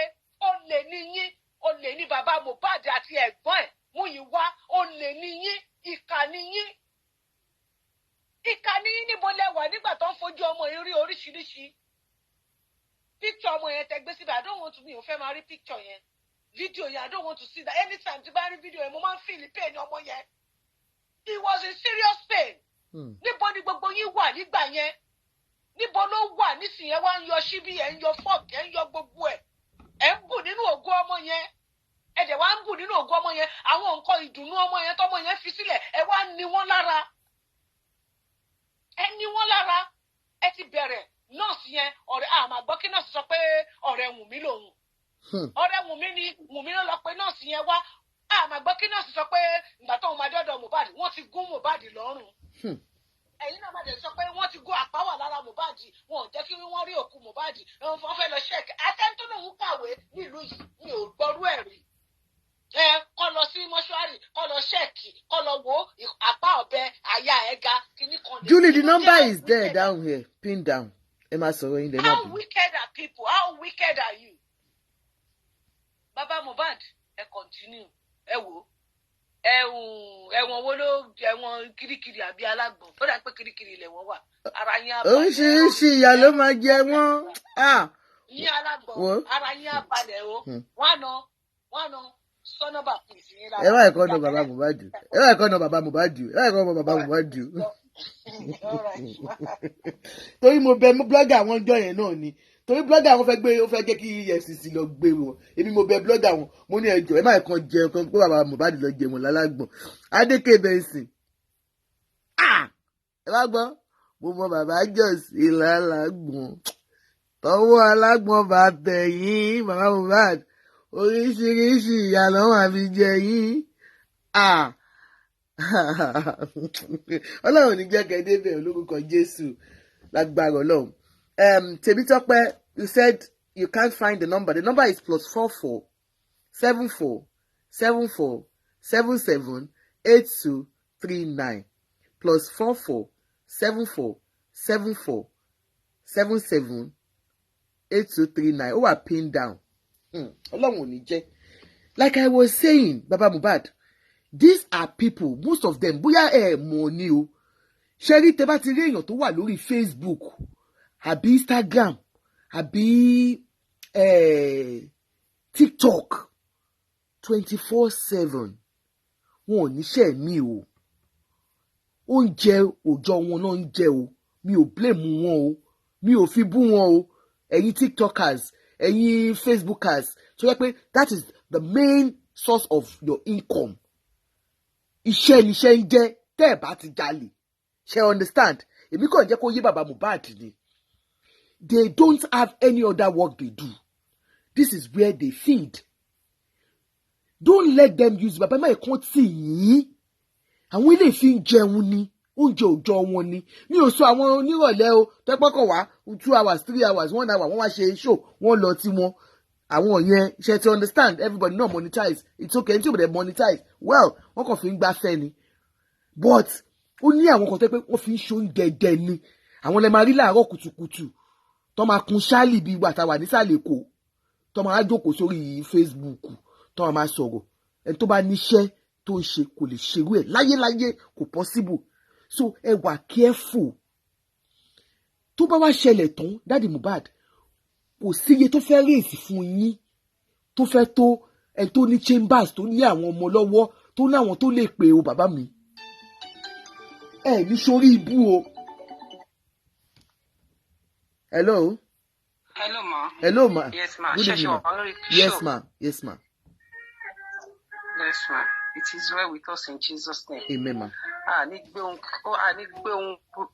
ọmọ sí lórí. Àmín Jésù, àmín o, àmín o.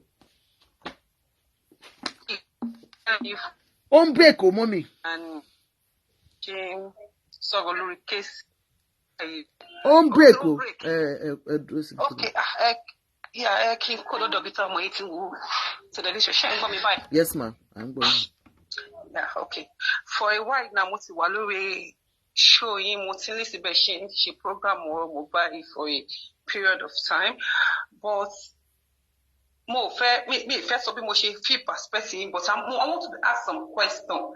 What am I doing? Me tell me answer. Yes, ma'am. One, the first question is, with the whole case, bó ṣe ṣẹlẹ̀ yìí, are you trying to say pé Baba Mohbad àti Wunmi to come together and fight for the cause of justice for Mohbad? 100%, ma. Tẹ́ bá jẹ́ kí n kọ́kọ́ dá yín lóhùn lórí yẹn. Tẹ́ bá rántí nígbà tí kí Abíọ́lá kọ́kọ́ jáde tó jẹ́ ọmọ kékeré tí bàbá Mohbad lè fi àtọ̀ ẹ̀bí dànù. Kí ni bọ́ọ̀ yẹn kọ́kọ́ sọ nígbà tó lọ rí wọn? Ó ní they have to come together to get the justice because ó ti bọ́ gbogbo nǹkan tó ṣẹlẹ̀ láàrin àwọn méjèèjì àti ìyá Mohbad àti àwọn gbogbo ẹ̀ ń gbà yẹn. After that, tẹ́ bá rántí wípé everybody tó dẹ̀ sọ àwọn even ní ọ́níjọ́ tí bọ́ọ̀ yẹn kú gangan gbogbo àwọn zilatan gbogbo wọn gan tó ń bẹ bàbá gan kókó má lọ sí ká sọ pé yẹn tiẹ̀ ti lọ but all along bí gbogbo ọ̀rọ̀ ṣe ń ṣe rí i pé everybody sọ pé the only way they can get the justice okay ẹ wo press release tí bàbá yìí tó gbé síta yìí sí rejoinder tó ṣe yìí. No, ẹ má ìka tí lọ sí press release ẹ answer question. Mo ti answer question yìí ma. But ṣé pé mi ò agree pẹ̀lú ẹ̀. Okay, ma. In the sense that if you agree pẹ̀lú ẹ̀ pé thank God you are not also in Nigeria. Yes, ma.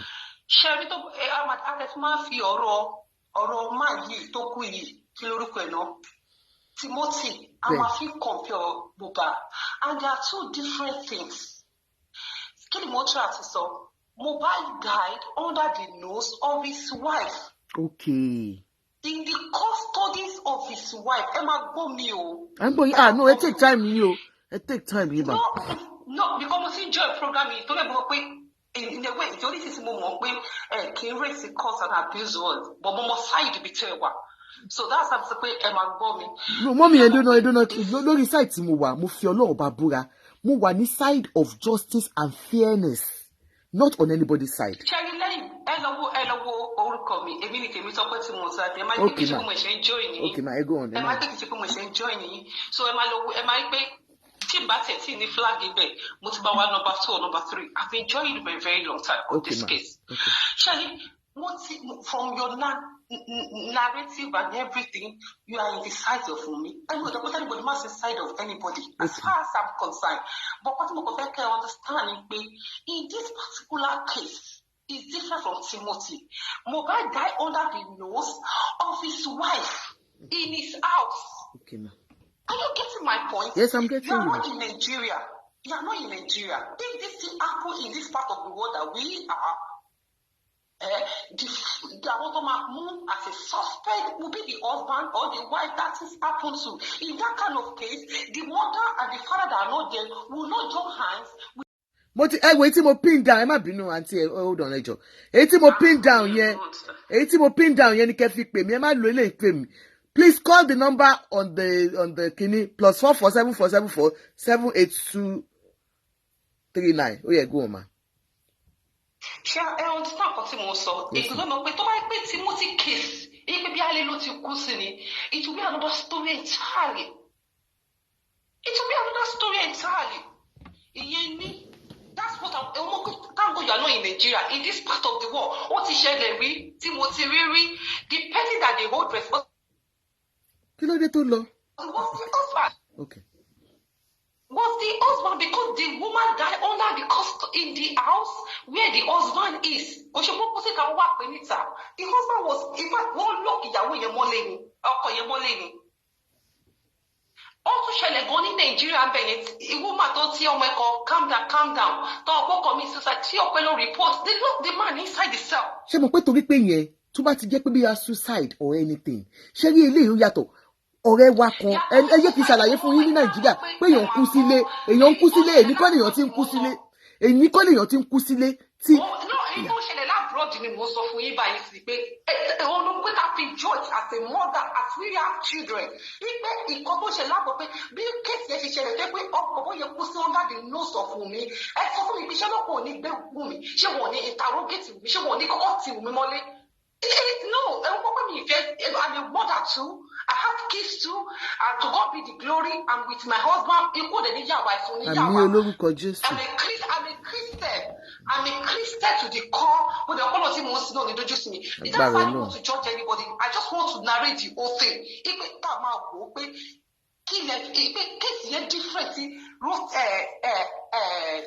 Rosie Nabikilonje, Baba Mohbad cannot join hands with me and fight this case because Baba Mohbad is not there. He doesn't know what happened. Okay, you believe people gonna join hands pẹ̀lú ẹ̀ láti find justice. They join in hands. Okay.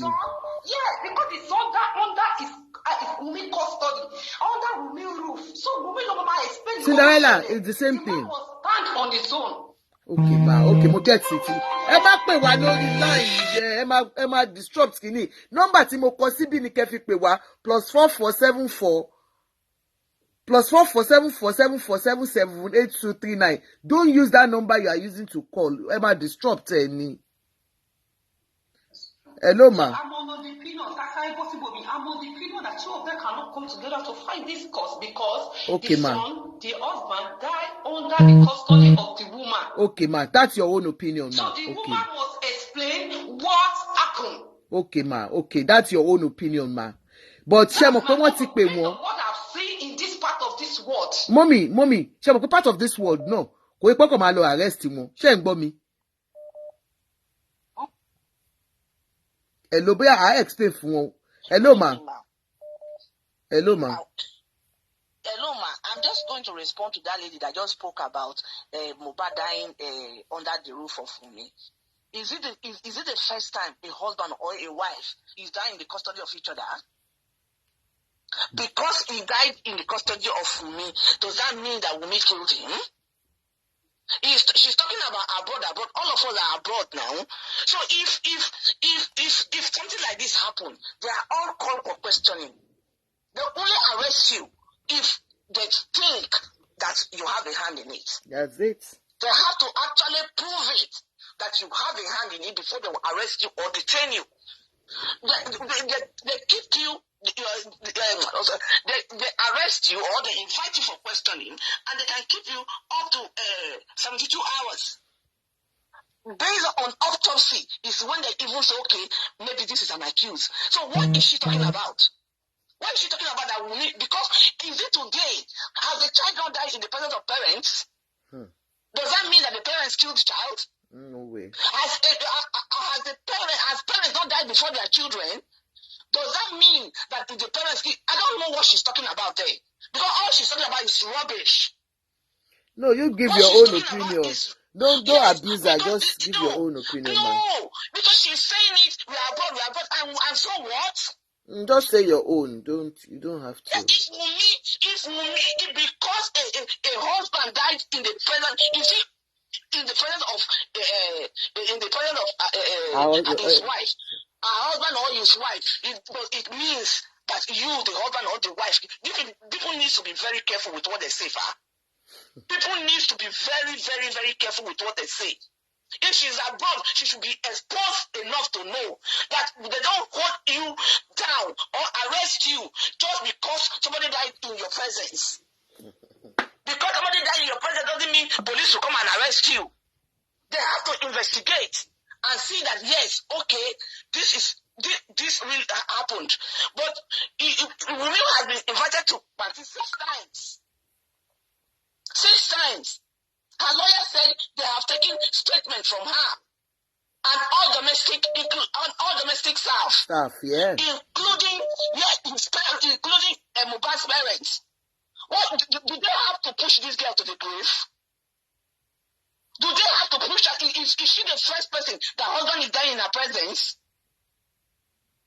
What of people that take their husband to hospital and he die, or your husband, you and your husband sleep overnight, one person did not wake up? Does that mean you killed the person because the person died under your roof? It's not under your roof. That house belongs to the two of them. It's not as if he went to visit Mohbad, or Mohbad went to visit Wunmi. That is their matrimonial home. And others are even living there. There are many that live in that house. There are many that live in that house. And Mama Mohbad said the other time that they have not even left, that some of those boys, some of Mohbad boys are still staying with them. So what is she talking about? She should be more exposed than the people that are in Nigeria. That is how they confuse people with saying that, oh, we are in Nigeria, we abroad. If it is abroad, this is how it's going to happen. No, it doesn't happen like that. If they invite you for questioning, they give you can be held for 24 hours by permission from the court. They can hold you for the next 72 hours. And if they find nothing against you, they release you. Which the Nigerian government has done. They have invited Wunmi to Kwanti 6 times. So they have nothing against her. So if you people want to feed your narratives, do not make people that don't understand the law. Don't come online and tell them what is not, because you are abroad. No, you don't tell them what is not. How do they, husband and wife, before they arrest you, there must be an investigation. And even with the autopsy, the law, the Irish law can leave you for why they are still doing the investigation. At any point, they pointed to you that you have a hand in it, they will arrest you. Those calling, I'll call you back when she drops. I'll call you back. Don't worry. They will arrest you. So what is she talking about? What? Because he died under the same circumstances. He died under his roof. Is it today that husband and wife die in the presence of each other? Is it today? They just want to find a way to nail this girl. Thank and you. They won't find it because it is this caliber of them that are making some people in Nigeria. Definitely. Go on. Yes. That it is the likes of them that will make people in Nigeria to think that, this is not the way it's done in Oyibo land. And then because those who have not been to Oyibo land, they think it's okay, right. In Oyibo land now. This is what they do in Oyibo. No, that is not what they do in Oyibo land. I'm into law. I have a legal background. So she shouldn't come there and be speaking nonsense. Thank you very much, ma. If I have anything, I'll call again. All right, ma. Thank you. Hello, caller. Now Ejo. Yes. In this part of the world, in this part of the world, America ni mo wow. And I want to give my personal experience. Yes, ma'am. It's okay. Torí bẹ́ẹ̀ ṣe ń sọ̀rọ̀ dàbí ìgbà tó pé wọ́n lá píopío yìí ni. Ẹ sọ̀rọ̀ sókè. Thank you, my darling. This is a personal experience. Yes, ma'am. Honestly, this woman prompted me to actually call. Láti sọ̀rọ̀ yìí. Gbogbo ẹ̀yin tẹ́ ń gbọ́. Ó ṣẹlẹ̀ sí mi gangan ni kì í ṣe pé wọ́n sọ fún mi. Ọmọ mi àkọ́bí mi, boyfriend ẹ̀ akátá ni. Wọ́n yóò sọ fún mi pé òun ní heart conditions. Ó dẹ̀ tún máa ń lo nǹkan tá à ń sọ yìí. Wọ́n lọ jẹun pẹ̀lú family ẹ̀. They went to dinner, celebrated one of the cousins' birthday. Everything was fine and all that. They ended up in my daughter's house. Wọ́n yóò sọ fún mi pé òun ní any heart conditions 3 days prior to when they went out. Boy, you know, cardiologist there. Cardiologist fún ní report and everything. Ó ti máa ń lọ rí doctor. Kò ever mention ọmọ mi wípé òun ní any heart condition.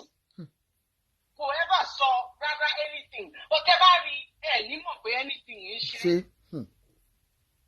Kò lè ẹ̀dá mọ̀. Wọ́n ti wẹ̀, wọ́n ti ṣe everything. Ní èmi kọ́ náà ti ń bára wọn ṣe. Kọ́ lọ sùn ní bọ́ọ̀yì bó ṣe di àyàmú nìyẹn. Bó ṣe tó ṣubú lulẹ̀ nìyẹn. Mi síbẹ̀ bọ́mọ mi ṣe ń sọ nìyẹn bó ṣe pè mí nìyẹn bó ṣe pé 911 nìyẹn wọ́n dé bẹ̀ báyìí ni wọ́n ta paramedics bẹ̀rẹ̀ iṣẹ́ wọ́n bẹ̀rẹ̀ sí ní pọ́ǹpì wọ́n pọ́ǹpì nǹkan tí mo sọ fún yìí orí mi ti fò lọ o nínú ilé mi níbi tí mo wà 20 minutes nílé mi síbi tí ilé ọmọ mi wà 20 minutes nílé mi síbi tí ilé ọmọ mi wà mí ẹ wo nǹkan tí mo sọ fún yìí ẹ̀mí mi fẹ́ lọ ẹ̀mí mi fẹ́ lọ. Paramedics ni wọ́n bẹ̀rẹ̀ sí ní du ọmọdé yìí wọ́n dù ú géńdé ọmọkùnrin nílẹ̀ lẹ̀. Ọmọ mi dúró báyìí ni wọ́n bẹ̀rẹ̀ questions lọ́wọ́ ẹ̀ ó dẹ̀ sọ. Wọ́n láwọn gbogbo nǹkan tó bẹ̀rẹ̀ lọ́wọ́ àwọn paramedics ṣe wọ́n fún àwọn yẹn ní first response nìyẹn. Àwọn yẹn náà máa gather gbogbo information náà máa gather everything. Àwọn yẹn náà ṣe nǹkan tó ń ṣe. Wọ́n lè gather information láti ẹnu ẹ̀ nǹkan tó lọ ṣe níbo ni wọ́n lọ gbogbo everything. Wọ́n try láti resuscitate ọmọkùnrin yìí. Kò dìde. Kò dìde o. Ó ti lọ. Ibi tí ọmọkùnrin yìí lọ sí nìyẹn o ní inú ilé ọmọ mi. Ní Amẹ́ríkà la wà o. Ní inú ilé ọmọ mi. Mi ìfẹ́ sọjọ́ yẹn ni. Ẹ wo orí mi fò lọ́wọ́ sọ fún mi èmi ló ṣẹlẹ̀ sí. Ṣé ń gbọ́ o? Wọ́n mú ọmọ mi o.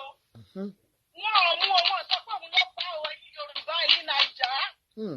Ẹ mọ kọ̀ọ̀kan nípa pharmacy education anything. Ẹ fẹ́ pa òun mi lórí nǹkan tí ò ṣe. Ẹ dúró de police report. Ẹ dúró de autopsy. Ẹ dúró de anything. Just because she was present. My daughter was present. Wọ́n ti jọ lọ jẹun. Wọ́n fẹ́ bọ́ sórí bẹ́ẹ̀dì kan tún bára wọn sùn ló máa jẹ́ o. Wọ́n bára wọn sórí bẹ́ẹ̀dì ni o. Ní ọmọdé yìí ṣubú lulẹ̀ ló di àyàmú o. Bó ṣe lọ nìyẹn níjọ́ yẹn. Yìí má jẹ.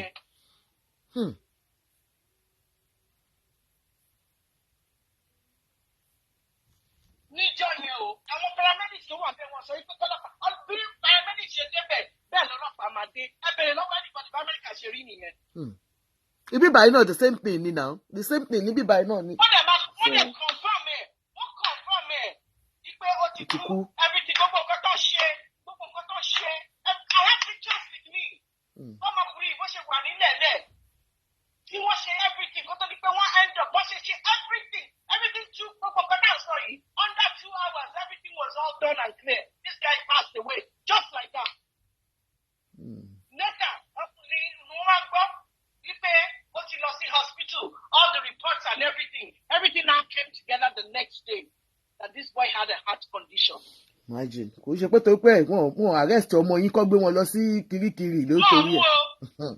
Wọ́n ò ní sọ pé fún arrest àwọn olóògùn ẹ má jẹ́ sọ̀rọ̀ bó ṣe ń kàmí lára. Àwọn tó kàwé torí wọn ò pé. Wọ́n ní kọ́ lọ gbé Wùmí ló pa á. Wùmí ló ṣe because ó die under his nose. This guy died under my daughter's nose just like that. Gbogbo nǹkan tí Mohbad ti papọ̀ tó ti mú tí kìíní wá tó wá fún tí doctor nurse kan tún lọ pè tó papọ̀ mọ́ gbogbo nǹkan oríṣiríṣi tó ti wà ní blood ẹ̀ tó ti ṣe. To me tí autopsy bá jáde wọ́n máa sọ nǹkan tó pa. That's it. But don't nail Wùmí ọmọbìnrin yóò mọ nǹkan tó ṣe. Ẹ̀rù bá àwọn gbogbo wọn níjọ́ yẹn àdẹ́rù ṣé tó bá tẹ̀lé pé ṣé gbogbo àwọn tó wà bẹ́ẹ̀ gbogbo wọn fẹ́ gbìmọ̀ pọ̀ pé ókè àníṣọ kọ̀ọ̀kan. Every one of them. Can you imagine? Ṣé gbogbo wa máa sọ pé àníṣe? Àwọn ọmọ yìí ẹ̀ máa wà bẹ́ẹ̀, àwọn ọmọ yìí ọmọ bàbá ẹ̀. Àdúrà máa wà bẹ́ẹ̀. Wọ́n wá ló fún lówó ni. Ọmọ ìyá mi ọmọ bàbá mi kan wá wà bí kan. Kò wá ní sọ nǹkan tó ṣẹlẹ̀, àhábà kí ló dé ẹ̀dẹ̀ rórí yín. Ẹ̀dẹ̀ rórí. Tí ọ̀gá máa ṣe é sì níjọ́ yẹn wọ́n sọ pé ọmọ mi suspect ni. Ní bíbọ̀ yẹn ṣe kú. Wọ́n ní suspect ni. Àbí ṣé nǹkan tẹ́ ẹ̀ ń rò nìyẹn pé kọ́ sọ pé Wùmí is a suspect. Ẹ ṣé ma. Thank you so much ma. Thank you very much. God bless you. Ẹ ti gbọ́, this is a personal opinion téèyàn kan give nsìn, ṣe ti gbọ́ nsìn. Ẹ jọ̀ọ́ má bínú ẹ jẹ́ kí n pè wọ́n. Because anything can happen to anybody at any time. Ọlọ́run má jẹ́ ká rí.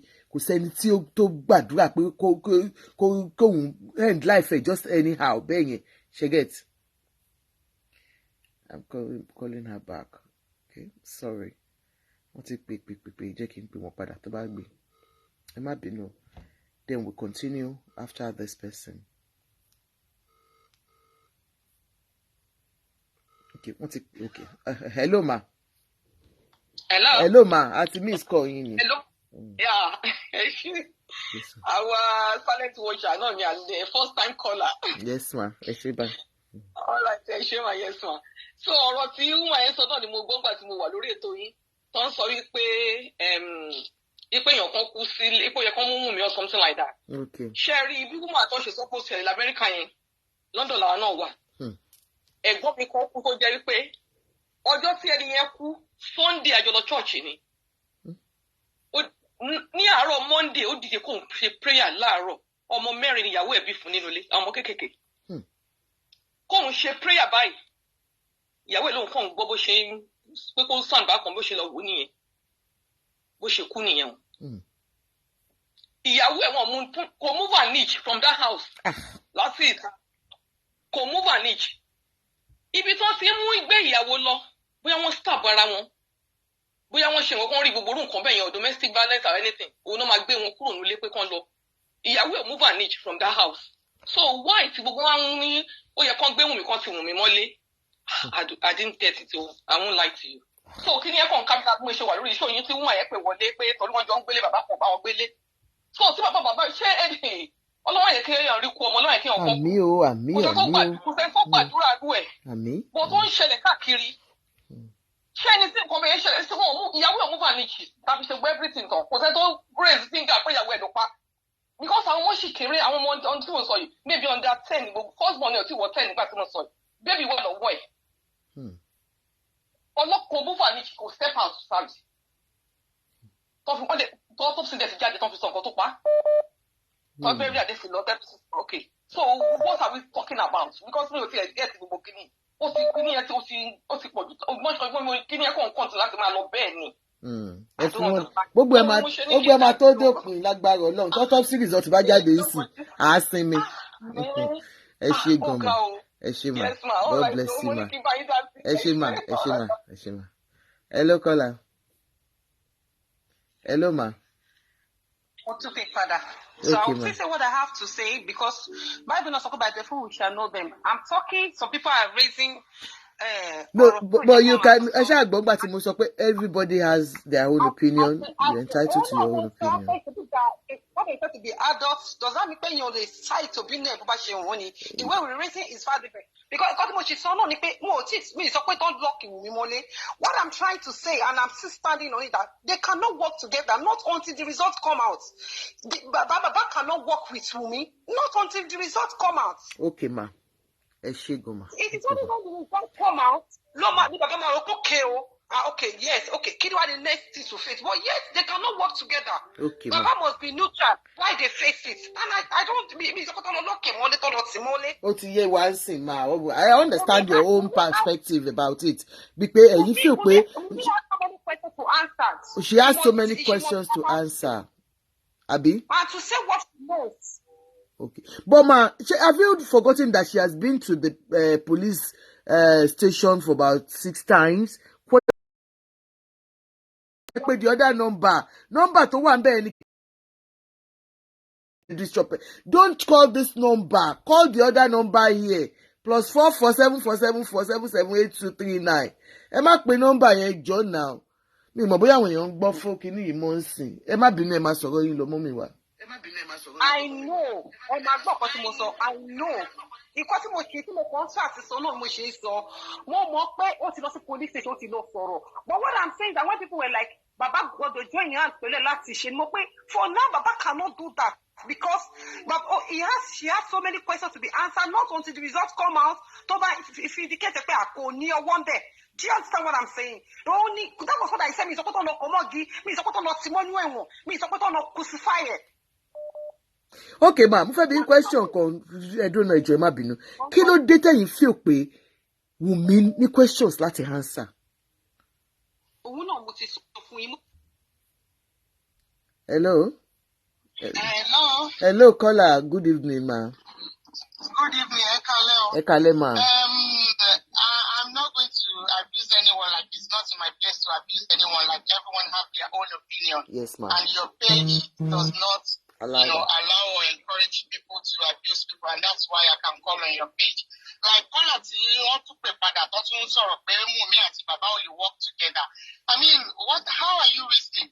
Okay, number one, Wunmi àti bàbá ò lè work together. Money saying, if they had worked together from the beginning for justice for Mohbad, we won't be where where by we are. now, what's really justice for Mohbad, we won't be where we are today.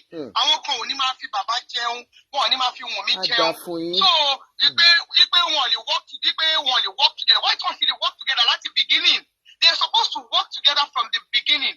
Bí ọ̀rọ̀ yẹn ṣe ti bẹ̀rẹ̀, because Wunmi never had any issue with Baba. Greedy Baba, òun ló gbé Baba dé gbogbo tó fẹ́ wà yìí. Baba is not looking for justice for Mohbad. Baba is looking for justice for himself. Dípé bóyá okay o, ọmọ mi o, kò fún mi 500,000 rí, which there are proofs. Dípé Mohbad ó ti ṣoríṣiríṣi nǹkan fún bàbá ẹ̀. Bàbá yìí ti frustrate ọmọ yìí, ẹ ti comment live, ẹ ti control live ẹ̀, kò ní sí èsì live ẹ̀. Ìbá nà, inú ilé náà tún nà. Ìyàwó is the only person tó wọ́n pé òkè òun lè guide ẹ̀. Throughout gbogbo nǹkan tí bàbá yìí ń go through, bóyá ti wà depressed already. Ó ti wà depressed, èèyàn tó bá ní depression, ẹjọba yẹn ti fẹ́ kó reason. Gbogbo voice note tó ń gbé bọ́ta tí Mohbad ń sọ, when you go through depression, or àwọn nǹkan kan in life, just like we are going through menopause ni, you tend to forget something, you tend to say some things. Àwọn woman kan ṣe show kan lórí program tí mo ń wo program, ó dàgbà ti ṣe lánàá, tó ń sọ̀rọ̀ nípa tí wọ́n bá lóyún, postnatal depression and everything. Ẹlòmíì ló wọn máa jà ní. Ẹlòmíì pọ́pọ́ yìí ti go through so many things. So how do you expect him to reason? And the only people tó ní òun ìyàwó ẹ̀ àti bàbá ẹ̀. Ó dẹ̀ ti rí pé bàbá òun yẹn ó frustrate life òun má ṣe gbádá má ṣàwo wọ́n control ẹ̀. Ó rí pé òun lè confide nínú àwọn family ìyàwó òun nínú àwọn. Ẹ wá sọ pé wọn lè come together. Of course, they can never come together now. If I am Wunmi or I am Wunmi's mother, mo ti bí ọmọ tó ju Wunmi lọ dànù. So màá wá dúró kí màá sọ pé ọmọ mi kó bá bàbá yẹn ṣe. Kò ní ṣe láyé yìí mọ́. Tí bàbá yẹn bá súnmọ́ Wunmi kan, kí Wunmi jìnnà sí nítorí bàbá yẹn ó lè pa ọmọ ọwọ́ ẹ̀, Ọlọ́run dẹ̀ ní fún wọn ṣe nítorí àtijọ́ ogún. Nígbà tí bàbá Mohbad wà fún ogún ni. Ẹ wo statement tí bàbá yẹn give ní orí kinní tó ṣe ní àná àtijọ́ wo ló ṣe àbíjẹta. Ó ní Wunmi threaten life òun, Falana threaten life òun. Gbogbo ẹ̀yẹn sàkámà ń jẹ́ ẹni bàbá fẹ́ jápa kúrò nílùú ni. Wọ́n fẹ́ lò yẹn as a way láti fi mú lọ sí embassy láti fi lọ sí asylum yẹn.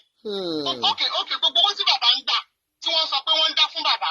Bàbá ní òun ò fẹ́ lo Falana tó jẹ́ ọ̀fẹ́ fún wọn for the whole family o. Ẹjọ́ lọ́ọ̀yà mélòó ni bàbá ti gbé bọ́ta? Bàbá ò gbé lọ́ọ̀yà kankan bọ́ta náà. Lọ́ọ̀yà wo ta ló mọ lọ́ọ̀yà bàbá? Even àwọn blogger bàbá kan, bàbá sọ fún wọn pé kọ́ máa wọrí. Owó ni Báṣà máa mú wá. Òun máa sọ́ọ̀tì lọ́ọ̀yà òun máa sọ́ọ̀tì. Okay, lọ́ọ̀yà wo ni bàbá ti bọ́ta tó ń fight fún bàbá sí? Àbí tó ń fight fún justice for Mohbad? Ẹjọ́ kí ló bá ti fight fún bàbá? Ṣé bàbá ló ní kéèsì ni? Àbí ọmọ bàbá? Because all we are looking for is justice for Mohbad. So why tí bàbá sọ pé òun ní di lọ́ọ̀yà tí láìpẹ́ òun ò bá save? Ẹjọ́ kí ló wà ní important nínú láìpẹ́ bàbá? Bẹ́ẹ̀ kan fẹ́ máa threaten.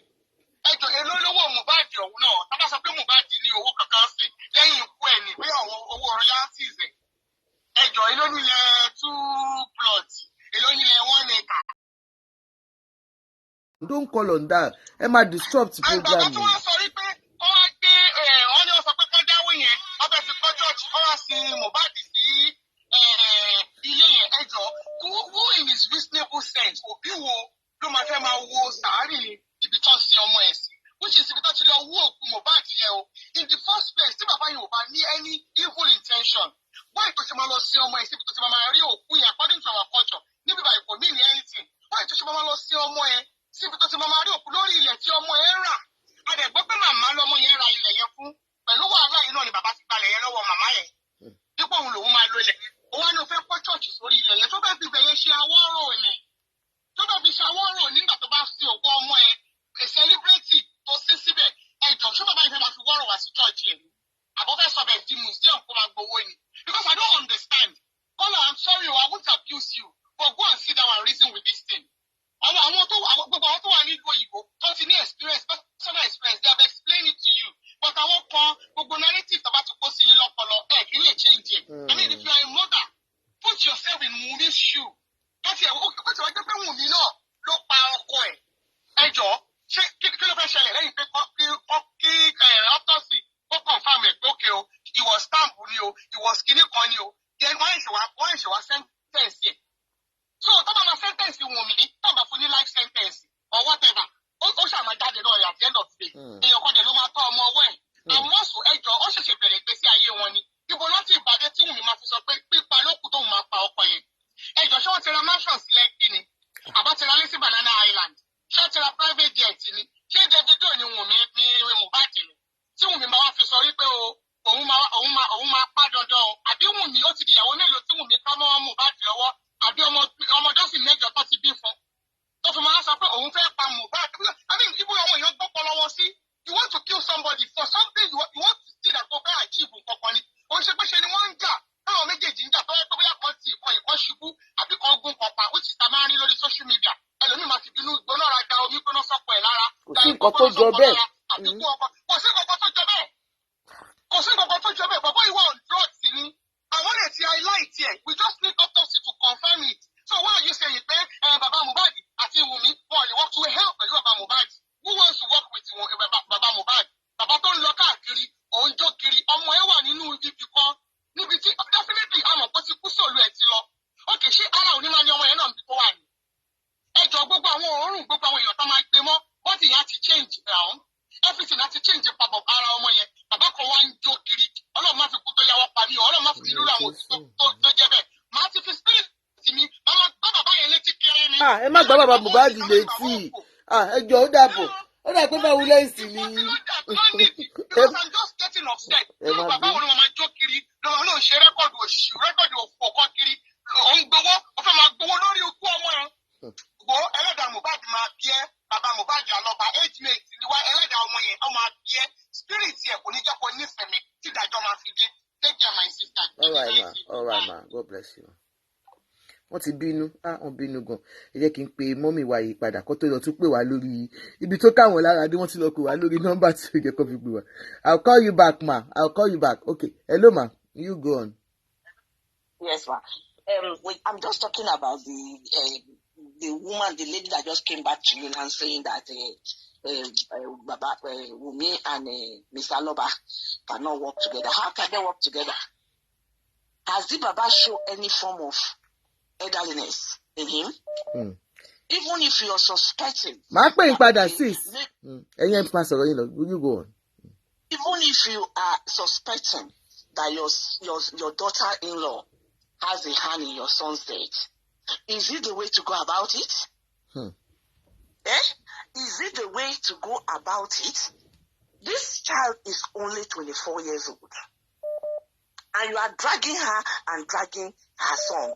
They asked Baba, do you truly believe that Liam is not Mohbad's son? He said no. He said he believed that Liam is Mohbad's son. But because Nigerians are not asking for DNA, that they should do the DNA, what kind of an elder is that? And it's now saying because they took the placenta to another man. But that was the first excuse he gave. And now the excuse now is not placenta. You understand? Baba is quite greedy. He is very greedy. You saw the press release of that you put on your platform. Yeah, you read through that. Yes, I read through it. Yes. You read through that and you see what they are saying. So Baba has shown them that we withdrew from Baba because he was not fighting for justice. They see in him that this man is not for justice, is for Mohbad's estate. And that is why they distance themselves from him. And then some people came to tell him yesterday or whatever they told him, go, if you go outside and shout Falana, they will shut up. He doesn't know that he's dealing with a human rights activist. Baba Falana is highly educated. And he's a human rights activist. So how is that rant that Baba ranted yesterday? How does he think it's going to affect Falana? Does he think that if he ranted like that, their Falana will withdraw from the case? They are taking that case on a human rights level. If you see what he wrote there, he said Nigerian citizens came to them to take this case on. In addition to the late Mohbad's wife, Baba never went to any lawyer. He quickly buried his son so that he can start fight of property with Wunmi. Even when Wunmi begged him, Baba, don't bury this boy yet. Baba, take this boy to Ekiti. Mama Mohbad told him, people die 3 days, they wake up. Leave this boy. Don't bury him. Baba said he must bury that child that night. Baba is going from police station to morgue. What is a father? Do they only know Baba Mohbad's lawyer has replied Falana. So Yeah, go what on. I'm saying that we continue to reply. Then you see that Baba, at the end of the day, he may end up in jail. Because now he's telling he's going around from morgue to police station. Who does that? Who? What father does that? What father even have face? Your son died, and then you are walking up and down. Do they not have family members? Do they not? Because from family I come from, the mother or the father will not even see outside. It will be taken by the age group of Mohbad, because parents don't bury their children. The Baba is coming around. He's coming out to tell the world that he went to morgue, he went to mortuary, he went to police station, he went to this, Baba is not looking for justice. He's not. You see, even yesterday, the TVC Interview that you put there, they were even trying to put words into his mouth. Yes. Say you are looking for justice. No, Baba is not saying that. No, he said, I'm looking for DNA and whatever he's looking for. All because he wants to get the property. What is even the property? Where is the property? Mohbad did not die childless. You see, something people don't understand about the law. You see, what is his name? Liam is born within marriage. Is born within a marriage. Yes. So whether it is biological or not, that is a child of that marriage. That is a child of that marriage. So if they don't understand the law, let them be talking rubbish. Whether they do DNA and the DNA comes that is not. So the child is born within the marriage. So that is a child of the marriage and inherits the estates. So what are they talking? What is she talking about? Honestly, I get upset when people come around and exhibit foolishness online. And talk online. Only the name that you are abroad, because you don't know the subject matter. You don't know it. So keep quiet. Thank you, ma. Thank you, ma. Let me call our caller that has been calling me. Our co-presenter. Let me call her back. And then we talk about Auntie Me. Advise Baba, you push your advice Baba on what to do next instead of only Baba ti lọ collect tasha. Hello ma. Ẹ kálẹ́ ma o. Kí ló tún ṣẹlẹ̀? Wọ́n ti reply Baba Falana. Ẹ jọ ń bo ni, mo ti fẹ́ ka mi rí ni. Wọ́n ti reply Baba Falana. Níbo ló wà? Orí platform wọn kan ni mo ti rí o. Orí Adex Mill kìíní kan ni mo ti rí o. Irọ́ ni o. Wọ́n ti reply Baba Falana. Àwọn náà kọ page tó pọ̀ rẹpẹtẹ. Irọ́ ni o, lọ́ba kó òyìnbó jọ. Wàhálà wa o. Mo ti rí yé pa. Okay. All right, ma. I go go, but I think I see you. What did that one? Anyway, for you, my non-speaking Yoruba viewers, now, we read out Baba Falana Chambers, wrote Baba Mohbad to please stop spreading rumor of death threats by himself. Now, they said they have answered. What is that? Subjects, Mohbad's dad response to San Falana. That's the topic. They said, response to unfounded accusation by Femi, Falana's law firm. our team feels compelled to issue this response to the recent press release by Mr. Femi Falana's law firm, which aims to discredit Mr. Joseph Aloba and tarnish his reputation. We believe it is necessary to set the record straight and address the misleading statement made by Mr. Falana's team. Àwọn tí bàbá Falana, àwọn tí bàbá Mohbad sọ pé ẹ jọ̀ọ́ o, àwa tí bàbá Mohbad a fi ipò yẹ ká dá bàbá Falana lóhùn nítorí bàbá ti jáde, wọ́n fẹ́ bà orúkọ bàbá wa jẹ́, bàbá Mohbad, Mr. Joseph Aloba, wípé àwọn nǹkan tó sọ yẹn kò correct.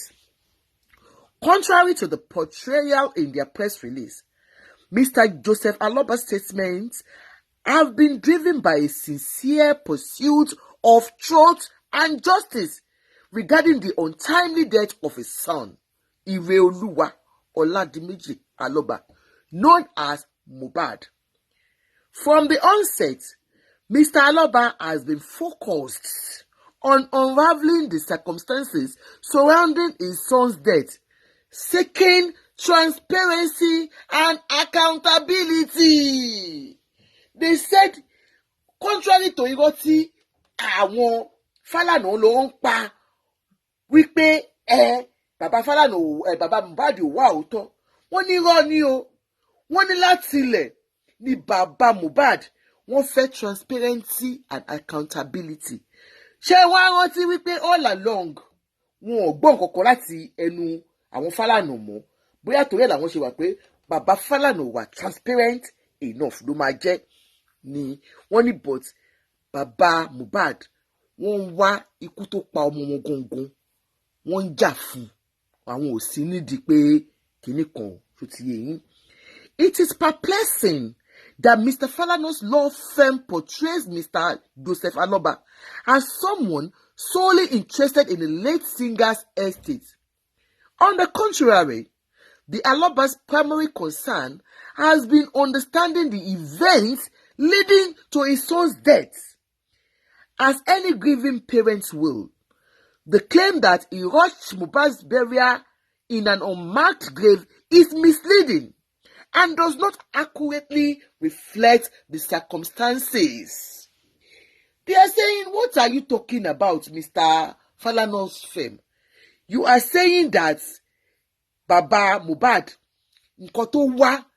his main objective is to get his property. They said that is a lie, Mr. Falana. You have lied against Mr. Aloba. He's not looking for only property. He's looking for the circumstances what led to the son's death. He has, and if you see the way every of his team members have been doing, they have been looking at possibilities, probabilities. Could it be that Wunmi was poisoning his food every day? Could it be that the Indomie noodles he ate that day? Could it be? So that is what his lawyer is writing here. That he has been looking at circumstances that led to the son's death. Wọ́n tójú bọ̀ pé kí ló lè ṣẹlẹ̀ gangan? Ta ló pọ̀ ọmọ mi? Ṣé Wùnmí ló fún ní noodles jẹ níjọ́ yẹn ni? Àbí bó ṣe máa ń lọ dóko kiri lálálẹ́, òun ló ṣe mọ̀ọ́mọ̀ dá oògùn sí oúnjẹ fún. Circumstances leading to his death. Could it be ni àwọn wá. Now, wọ́n ní ẹtú wá miss Mr. Femi Falana yìí mò ń bá wíṣà o àti kìíní chambers yìí, that you are misleading the general public by saying Baba rushed to bury his son. That how can you say that? Could it be that Baba did not rush to bury his son? Kí ló dé that you will say that he rushed to bury his son? Then you are misleading the general public. Moreover, Baba Falana, you heard when Baba said he had no paperwork to put that board in the morgue, and that was why he buried the the son. Me, I'm just saying that from my own side. That was the explanation Baba made. But you are making us understand, Baba Falana, that the man rushed his son. And that is why his lawyer is now saying that don't mislead the general public. When you can mislead you, we pay anyone up. Wọ́n kàn lọ sí òkú ẹ̀ sí on Mark's place bí ìgbà tẹ́ pé bàbá kàn lọ ju òkú ẹ̀ síbi kan ni wípé ẹjọ́ bàbá Falana irọ́ lẹ pa wọ́n ní wọ́n fi tọ̀wọ̀tọ̀wọ̀ sọ fún yín pé irọ́ lẹ pa ẹ má bínú sáà wọ́n ṣàlàyé ni o èmi ń ṣàlàyé ẹ̀ fún yín ni.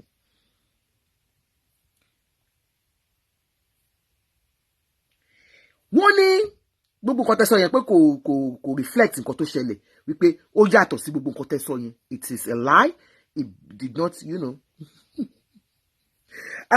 they say Sahara reporter don carry Falana letter reach ex formerly Twitter.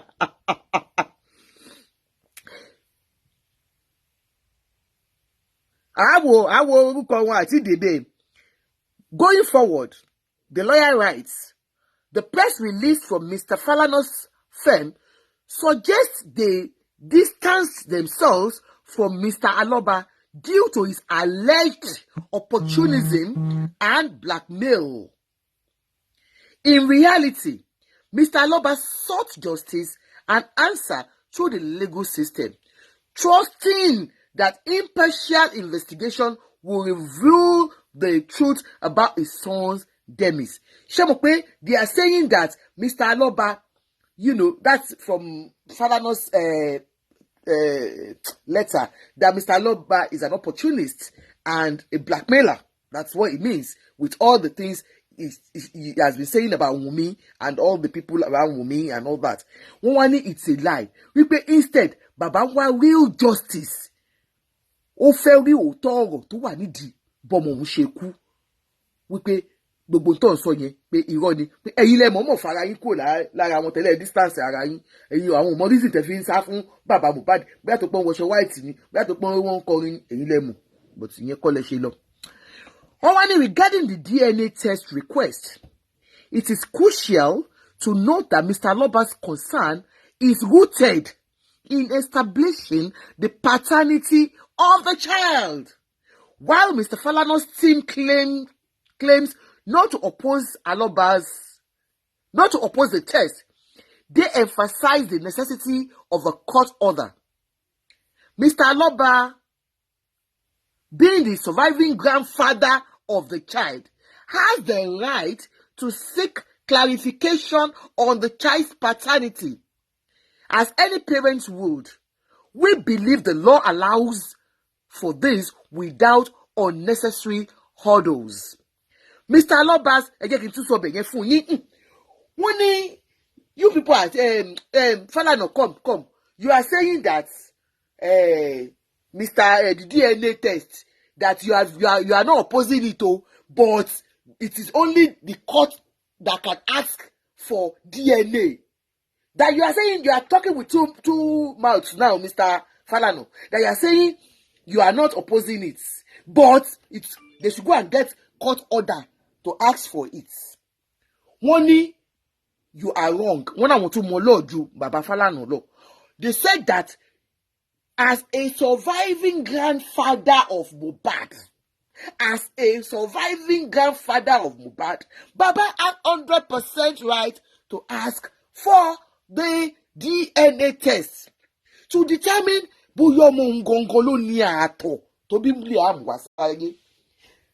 considering the fact that Baba has been suspecting Wunmi because Wunmi has been sleeping around. According to the song they said they played that Wunmi was selling that transformer kiri on tono kiri. Okay. So they are saying you're speaking with two mouths, Daddy. You're not being truthful. That you are saying yes, they can ask for DNA test. Wunmi can do the DNA test, but they should go and get the court order. Mr. Aloba's, they did not know.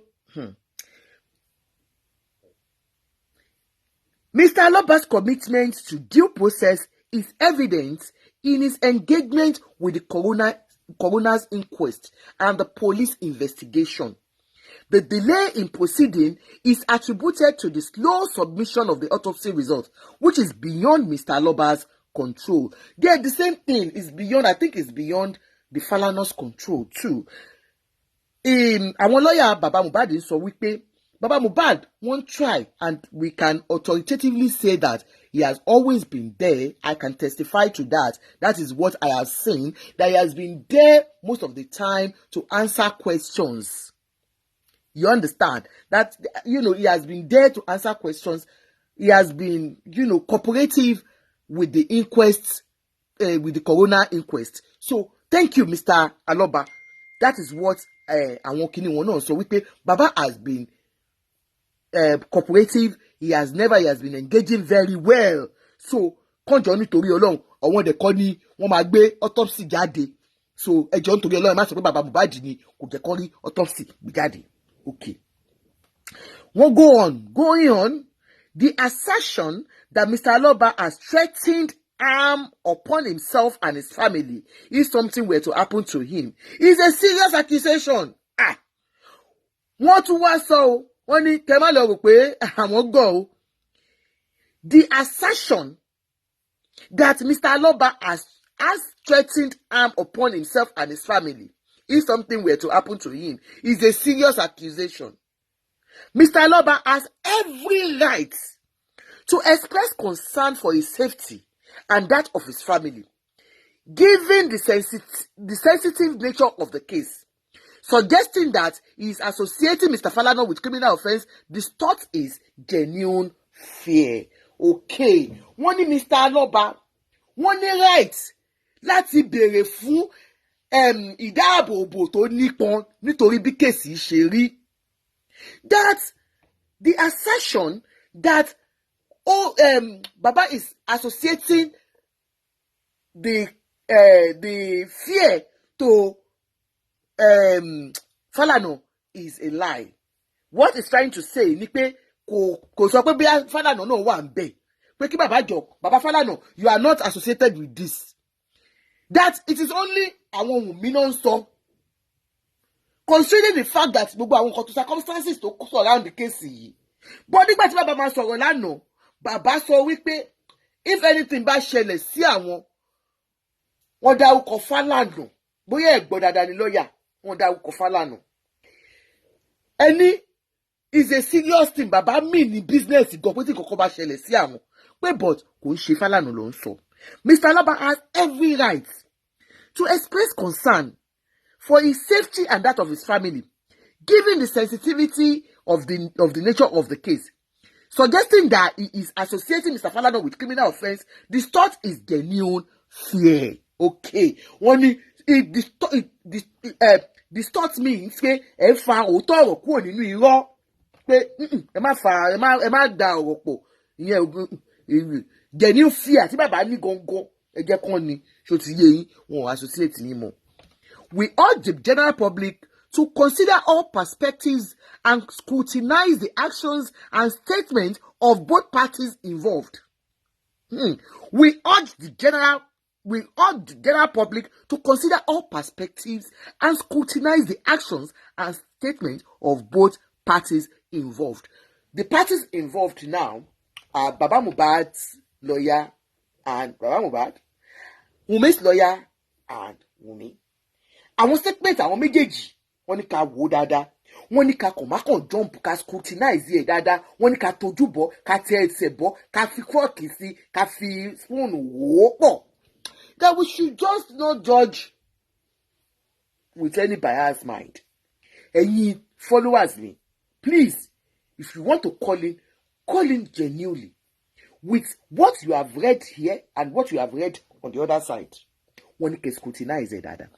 We believe in Mr. Joseph Aloba's commitment to the truth and justice for his late son, Mohbad, and we stand by his pursuit of answers within the confines of the law. Court! Written by Folashade Kuye, LLB. This is for clear conscience. Stop intimidation, justice for Mohbad. Princess. Hello, ma.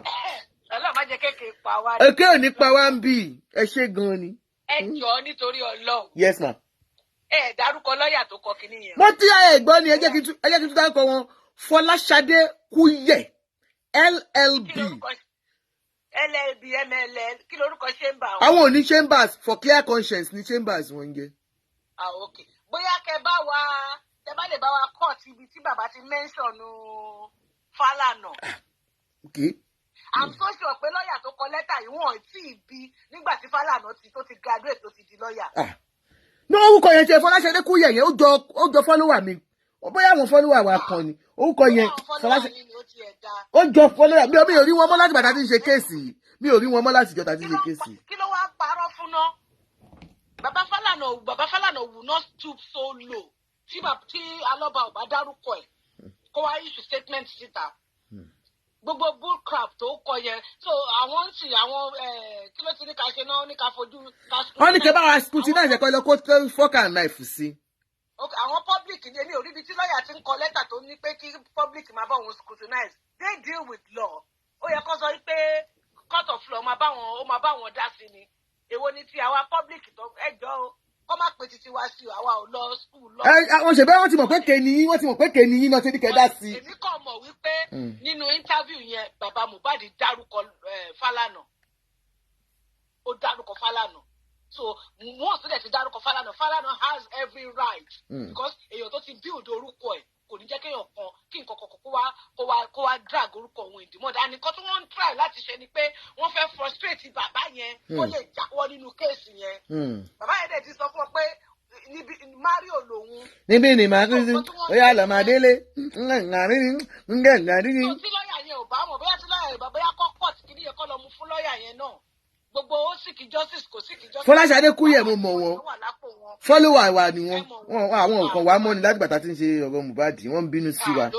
Wọ́n máa ń bínú sí wa ni mo mọ̀ wọ́n dáadáa. Ló bá tán. Okay, ẹ̀yin lẹ rán wọn sí bàbá Falana. Irọ́ o, èmi kọ́. Ẹ bá wa sọ fún wọn wípé yes, Mr. Alọ́ba dárúkọ bàbá Falana. Bàbá Falana dẹ̀ ní right láti ṣe nǹkan tó ṣe. All right, God bless you, ma. Now you can call in on +4474747783 sorry, +447474778239. Ọlọ́run ló máa pa wa parí ìjà yìí. Àwọn lọ́yà bàbá ti dá wọn lóhùn. But I don't want to believe that baba's lọ́yà tó dẹ̀gbà fún bàbá nìyẹn. But that name is one of our followers, if that's the person. I know that one too is a lawyer and she's always very, very active on our program. But since we started this Baba Mohbad, I've noticed that I've not been seeing her on our platform. We lost a lot of followers because of this case. It's only God that knows everyone's heart. I will never compromise my faith, my own belief, my own opinion, myself. I cannot. I will never, not for anything, not for any platform. No, my conscience is my conscience and I'll stand by it. Do you understand? A lot of my followers said they are not going to follow me again because of this case. Yes, I don't care because I know I'm not for Wunmi. I'm for justice and fairness. I just don't want any widow to go through what Wunmi is going through. Ọlọ́run ní sọ ẹnì kọ̀ọ̀kan nínú wa Ọlọ́run ní sọ ẹnì kọ̀ọ̀kan ọmọ wa di opó ọ̀sángan. Wọn ò dẹ̀ ní sọ àwọn ọmọ wa di òkú ọ̀sángan ọmọkùnrin wa. But then, there and then, we have to be very just in anything we are doing. Whatsoever until she's proven guilty. Without that, no way. My dear, even if I don't even care. Like, honestly, Oluwatimileyin, I want people that has conscience. No, I don't want it. And Tibari ways ways me. No, I don't want them. I want people with conscience. And to mock way, no. Tibari wants to Wunmi share. Mo wá dúró gẹ́gẹ́ bí abiagbani. Then, but without that, it's not fair. Let's give her a benefit of doubt. I mean, Baba Falana is not daft. You understand? The number to call is +447474778239. That is the number to call. Yes, Baba Falana's what's his name? Thank you. We that want justice. That's it, man. Baba Mohbad's lawyer, Tiwon Kokili, she believes, or whoever they are, and I'm sure they have their team, they believe that, Falana shouldn't have come out to write gbogbo eléyìí pé wọ́n dẹ̀ sáré dá bàbá lóhùn. In fact, I feel this is too swift. Sincerely, this is too swift. I would have expected you guys to sit down and come together and do it better. But, you have answered well. Like, pé kí bàbá Falana kó má rò pé bóyá bàbá náà ò ní lọ́ọ̀yà tiẹ̀. Bàbá ní lọ́ọ̀yà. Wọ́n dẹ̀ ti ready láti dá yín lóhùn. Ẹ gbé fún bàbá, wọ́n gbé fún yín gbàgbós ni. Bàbá Mohbad, máa jó lọ, mò ń wẹ̀ yẹn. I still stand on my feet. I still stand tall to let you know that, bàbá mi, àwọn tí wọ́n máa tẹ̀yìn lórí online, kò sí iye tó máa dá fún yín tó bá tóbi tó máa dé. Kò ní funny o. Honestly, the case drew my attention to her attention. Do you lose one and gain more? Oh, that's fine, ma. It doesn't even matter. God sees our hearts. Èyàn lè títorí nǹkan tó máa jẹ nílé ayé kó wá sọ tó máa jẹ nílé ayé nù. And my own, I don't care about life. I care about heaven. That is me. Èmi ò mọ tẹlòmíì o. Máa ń rojọ́ tí máa sùn sí mi ò ní jí mọ́. I live my life like I will not wake up the following day. That is me. So, it's your own choice, whichever thing you believe. Do you understand? I've never spoken to Wunmi. The only time I went to their platform where they're doing Team Wunmi, I told her on that day, no need to be on call, Wole. I said, look, God is with you. Oh, ni fojú sunkún ọkọ mọ́, ni fojú sunkún ọmọ tó gbé dání. But please don't ever be rude to your father-in-law until tari nǹkan tó ṣẹlẹ̀. And when she did, the day she called her father-in-law, I came online and I reprimanded her. I said, "Emi go gbàdúrà o àbí ọmọ tó ọkọ tí wọ́n tọ́ lé." That is the truth. That is me. So, and even when some of my followers were still saying, "Boara lo ta kiriko," I said, I don't care. Ọmọ tó ọkọ lé ló wùwà tó wùyẹ, ó ti tán. So, for me, for Baba Mohbad, Ọlọ́run ò ní jẹ́ kí ẹ̀ṣẹ̀ wọn jọba. Number one, the case is still in court. Ṣé mo kọ́tẹ́ ń ṣe kíní kan for justice, wọ́n máa ń pe òyìnbó yẹn, ẹ̀yin lawyers that you're on, you understand. The case is still in court. It has not even gone to court. It's still in inquest anyway. So, but at least investigation is still going on. But with the investigation, you are saying that yesterday you were saying that you don't trust Nigerian police reports. Wípé àwọn Nigerian police go want to distort information. You understand? So that is number one. Number two, ẹni tó ń jẹ́ kẹ́ lọ fèsì yìí, Baba Mohbad, ẹni tó fẹ́ kẹ́ fèsì yìí, kò ń ṣe ẹni tó yàn ń fèsì o. Ẹ má rò pé ọba ìlú yín máa bá yín parí ìjà o. Maybe you are thinking ọba Ìkàrẹ́, Olúkàrẹ́, á bá yín parí ìjà. Olúkàrẹ́ ò ní dá sí. Àbí bo ìlú yín, Olúkàrẹ́ ò ní dá sí. Bàbá Ondo ò ní dá sí. Wọ́n máa fi yín lẹ̀ tẹ́ máa lọ jẹ̀wá yín ni. So I will just advise you, Daddy, if you have a proper lawyer, obstruction of justice, thank you, Shadedo. So if you have a proper lawyer, be careful. Be careful, be careful, and be careful. Ọlọ́run ò ní jẹ́ kẹ́ ṣẹ̀wọ̀n ẹ̀ ní rí ìdààmú o. Ìdààmú ó kéré, ó tóbi, Ọlọ́run ò ní jẹ́ kẹ́ rí o. Mi ò gbàdúrà kan sí Mohbad tán, kẹ́ máa lọ sí court lénìí lọ́la. It will be very shameful. It will be painful, not even shameful. It will be painful to see you going through pain again while grieving your child. Do you understand, sir? So, ẹ jọ̀ọ́, ẹ má jẹ́ kán tì yín. Ọlọ́run ò ní jẹ́ kẹ́ rí ìdààmú o. Please, sir, ìyẹn ni tì yín. Auntie Kemi Olúnlọ́yọ̀, come here, auntie mi. Ẹ jọ̀ọ́, ẹ̀yin nurses tẹ́ wà lórí line tó jẹ́ tẹ́ bá wa fún àwọn tá à ń wí yìí ní kìíní lábẹ́rẹ́. Kí ló tún ṣe auntie mi, wọ́n ti relapse. Did you see our post today? In fact, for the first time, I saw Kemi Olúnlọ́yọ̀'s post without one comment. Without one comment. Somebody put in comment in you. Without one comment. Not even to God Almighty made me.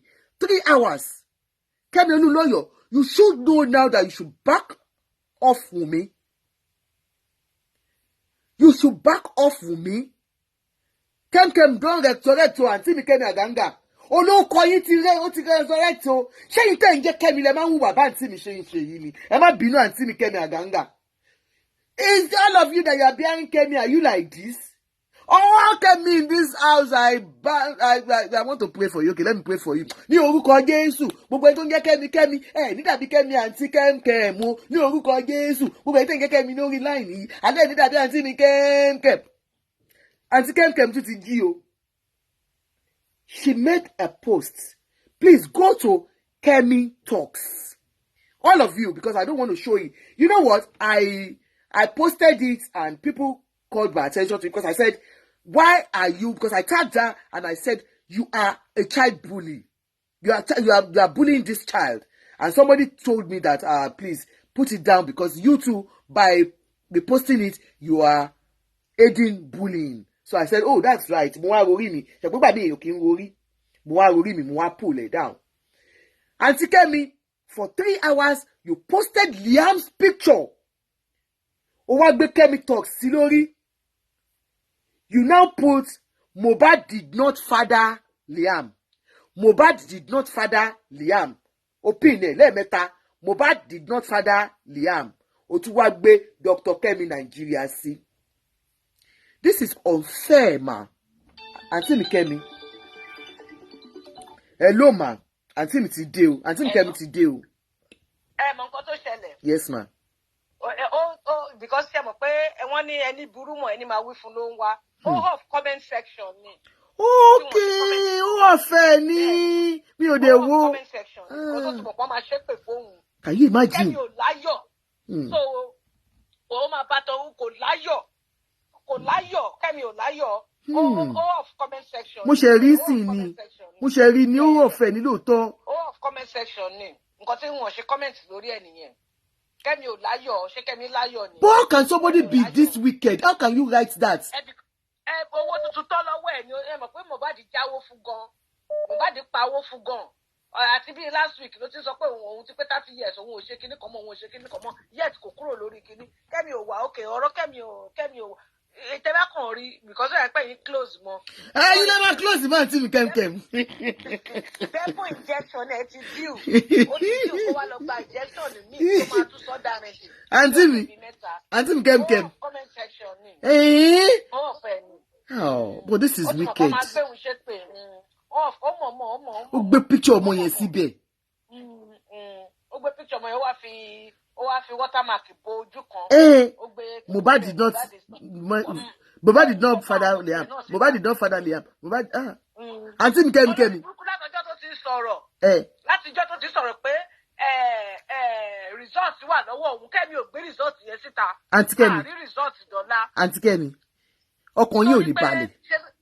Ṣebí Kẹ́mi sọ wípé wọ́n ti ṣe DNA test ní Dubai. Samlari ló lọ́mọ. Ṣé bẹ́ẹ̀ ní Turkey àbí? Pé ọba ló lọ́mọ. Ṣé ẹ̀rí pé orí wọn ò jọ pé papọ̀? Ṣé result ti wà lọ́wọ́ Kẹ́mi? Ló jẹ́ pé Samlari ló lọ́mọ. Result yẹn wà lọ́wọ́ Kẹ́mi náà. Tó bá jẹ́ pé àwọn Nàìjíríà bá gbọ́ irú àwọn tó yẹ kó pìkì gbogbo wọn lẹ́yọ kọ̀ọ̀kan ni because àwọn ló bà kéèsì yìí jẹ́. Ìwọ tí result ti Sam Larry ti wà lọ́wọ́ ẹ̀ èèyàn kan tó wá dé àwọn kan tó wá dé sọ tún pariwo pé ọba kan ló ṣe rí pé orí wọn ò pé orí gbogbo wọn ò pé. Ẹ ṣe máa àǹtí mi Kẹ́mi Ọlọ́run honestly àǹtí mi ẹ wá náà honestly orúkọ ìpẹ́ ẹ̀rọ ojú mi ni mo fẹ́ bá yín sọ̀rọ̀ heart to heart àǹtí mi Kẹ́mi Ọlọ́run ẹ gbádùn àǹtí mi Kẹ́mi Ọlọ́run ẹ gbádùn ẹ sick gidi. Hello Kọ́lá. Ẹ kálẹ́ sá o. Yeah. Actually, mo máa ń wo program yín lẹ́kọ̀ọ̀kan. Mi ò sí program mi rí. Wàá fẹ́ kẹ́ jẹ́ kí n kàn sọ̀rọ̀ briefly. No, go ahead. Ẹ bá fẹ́ bú wa gan ẹ bú wa. Ẹ sọ̀rọ̀. A máa ń gbọ́rọ̀. Let's assume that èmi ni mo wà ní position Mohbad. Yes, sir. Ẹ̀rọ sá bóyá ọ̀tá mi ló kú. Ìyàwó ẹ̀ yẹn òun ìyàwó mi. Tó bá yẹ pé inú family mi tó bá yẹ pé inú family tèmi ti jáde. Me, I'm from Ekiti State. Okay, sir. But we are born and raised up in Lagos. Yes, in K2 precisely. Tó bá wá the first day tó máa invite ẹ wá sí family house mi. Tó invite ẹ wá tó gba iná ọ̀nà wọlé that major entrance tó gbà wọlé. Tó bá fẹ́ padà jáde wọ́n á ní kó gba ẹ̀kúlé kó má gba iná ọ̀nà yẹn wá. tó bá yẹ pé òun ló mọ̀ nípa ikú yẹn àbí ọmọ yẹn ò kí ń ṣe ọmọ ẹ̀ kò ní gbọ́mọ yẹn délé kò possible àfi tó bá yẹ pé kò sí òrìṣà ìlókù lámọ́ lókù nínú ilé yẹn àzáàrẹ pé òrìṣà ìlókù láyẹn ṣì wà nínú ilé yẹn Cherry, let's just call a space a space. I'm not close to Mohbad, but Cherry tí ọkọ èèyàn wá kú ó ní àwọn step kan tó yẹ kéèyàn gbé in life. Okay, sir. Cherry tí nǹkan ẹyọ kan nǹkan méjì ni mi ò fi láì step tó gbé tó yẹ pé tí ò bá mọ̀ sí gan ó jọ wí pé ó fara pẹ́ because popsi tèmi ti kú ànígbà tí ọ̀nà ìfẹ́ bẹ̀rẹ̀ popsi àwọn nǹkan kan wà tó yẹ pé òun ṣe tó yẹ pé àwọn kan náà gbèrò ìgbésẹ̀ yẹn ń gbà yẹn tí òkú bá kú tí ẹ bá mú aṣọ tí òkú fẹ́ràn jù àbí aṣọ tó kù ti wọ̀ rí ẹ ṣáàlẹ̀ aṣọ tó bá ti fi bora rí tẹ bá ya nínú ẹ̀ tẹ bá jù sí sàárè òkú yẹn kò sí bọ́n ṣe lè ró òkú yẹn tó òkú yẹn ò ní wẹ̀yìn. Okay, sir, so ṣé aṣọ tó jù sínú òkú yẹn nǹkan tẹ́yìn sọ ni tó jù sínú sàárè. That is number one aspect. Okay, like step here. Ó tún wá ní ẹ̀gbọ́n kan mo send message kan sí ń bọ̀ ṣe lọ́yọ̀ kan bọ̀ kò reply. Mo sọ fún pé tó bá yẹ pé mo ní pé tó bá ti jẹ́ pé àwọn wọn ò mọ nǹkan kan nípa ẹ̀ yes fine wọn á lọ scot free mo ní ìbọ̀ tó bá mọ nǹkan kan nípa ẹ̀ ìwọ tó ṣẹlẹ̀ sí yẹn kó ṣẹlẹ̀ sí first son títí ẹ̀ kọ́ yẹ ká fi òkú lẹ̀ fọlọ́ but Cherry ní platform any platform ẹ má yẹ ká fún Wunmi ní any space to have a justice.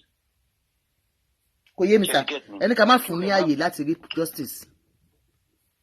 Ẹ má yẹ ká láti ní mouth justice láti ní free as in bí pé àbá máa ṣe pé ní ẹ jẹ́ kí n sọ pé kéèyàn má fún yàn ní agbára. Okay, bí gbàtẹ́ pé kéèyàn máa fún lágbára pé kò sí nǹkan kan tó ṣe kìnnìkan ó yé mi sà. Okay, sà. Kéèyàn má fún nírú say some things other ìgbà tí yàn ń fún ní agbára yẹn because àwọn náà ń gbọ́ gbogbo àwọn program ẹ lè máa fi ìpè wọn gbọ́ one way or the other after the offline are you getting me? Yes, and pé thank God for the Facebook and all this thing. Yes, they will go back and listen to all this message. Some of your program you can go live mo máa ń gbọ́ later ni. Please don't abuse anybody ẹ jọ̀ọ́ nítorí Ọlọ́run ẹ̀yin commenters me please everybody has their opinion please ẹ jọ̀ọ́ mo fọlọ́ ọba bẹ̀yìn you can make your comments make it constructive please ẹ jọ̀ọ́ go ahead sir. Hello sir kí ni wọ́n ti já. Hello sir. Okay, hello ma mo ń gbọ́ yín mà ẹnìkan wà tí ò bá ẹnìkan wà ní Yorùbá land náà tẹ́ bá ti fojú sunkún ẹ̀ náà bẹ́ẹ̀ ó jẹ́ yàn kan tí mo close mo dé one way or the other mo lọ àbáṣiṣẹ́ kan musician náà ní ọmọ Yorùbá ni ọ màá fẹ́ forúkọ bó láṣìírí mi ò ní fẹ́ dárúkọ ẹ̀ òun sẹ́yìn ó léyàwó tẹ̀ lọ ni ẹnìyẹn ṣàṣe báṣe bó ṣe ni wo àǹtí máa lọ lé ẹ àná pìpìdé ẹni ò rí má rí mọ́ ó ń gbóbìnrin lóríṣiríṣi bọ́ mo ṣọ́ tó yẹ pé ìyàwó yẹn ṣe wà ń lé ẹ̀ bọ́bọ́ yẹn máa ti kú. Ẹ jọ̀ọ́ sà nǹkan tí mo fẹ́ kẹ́kọ̀ọ́ sáré ẹni ọdọ nǹkan tí ẹ̀ ń try láti sọ bí a torí pé àwọn ìwà tí Wunmi ń hù pẹ̀lú Mohbad nínú ilé àbí.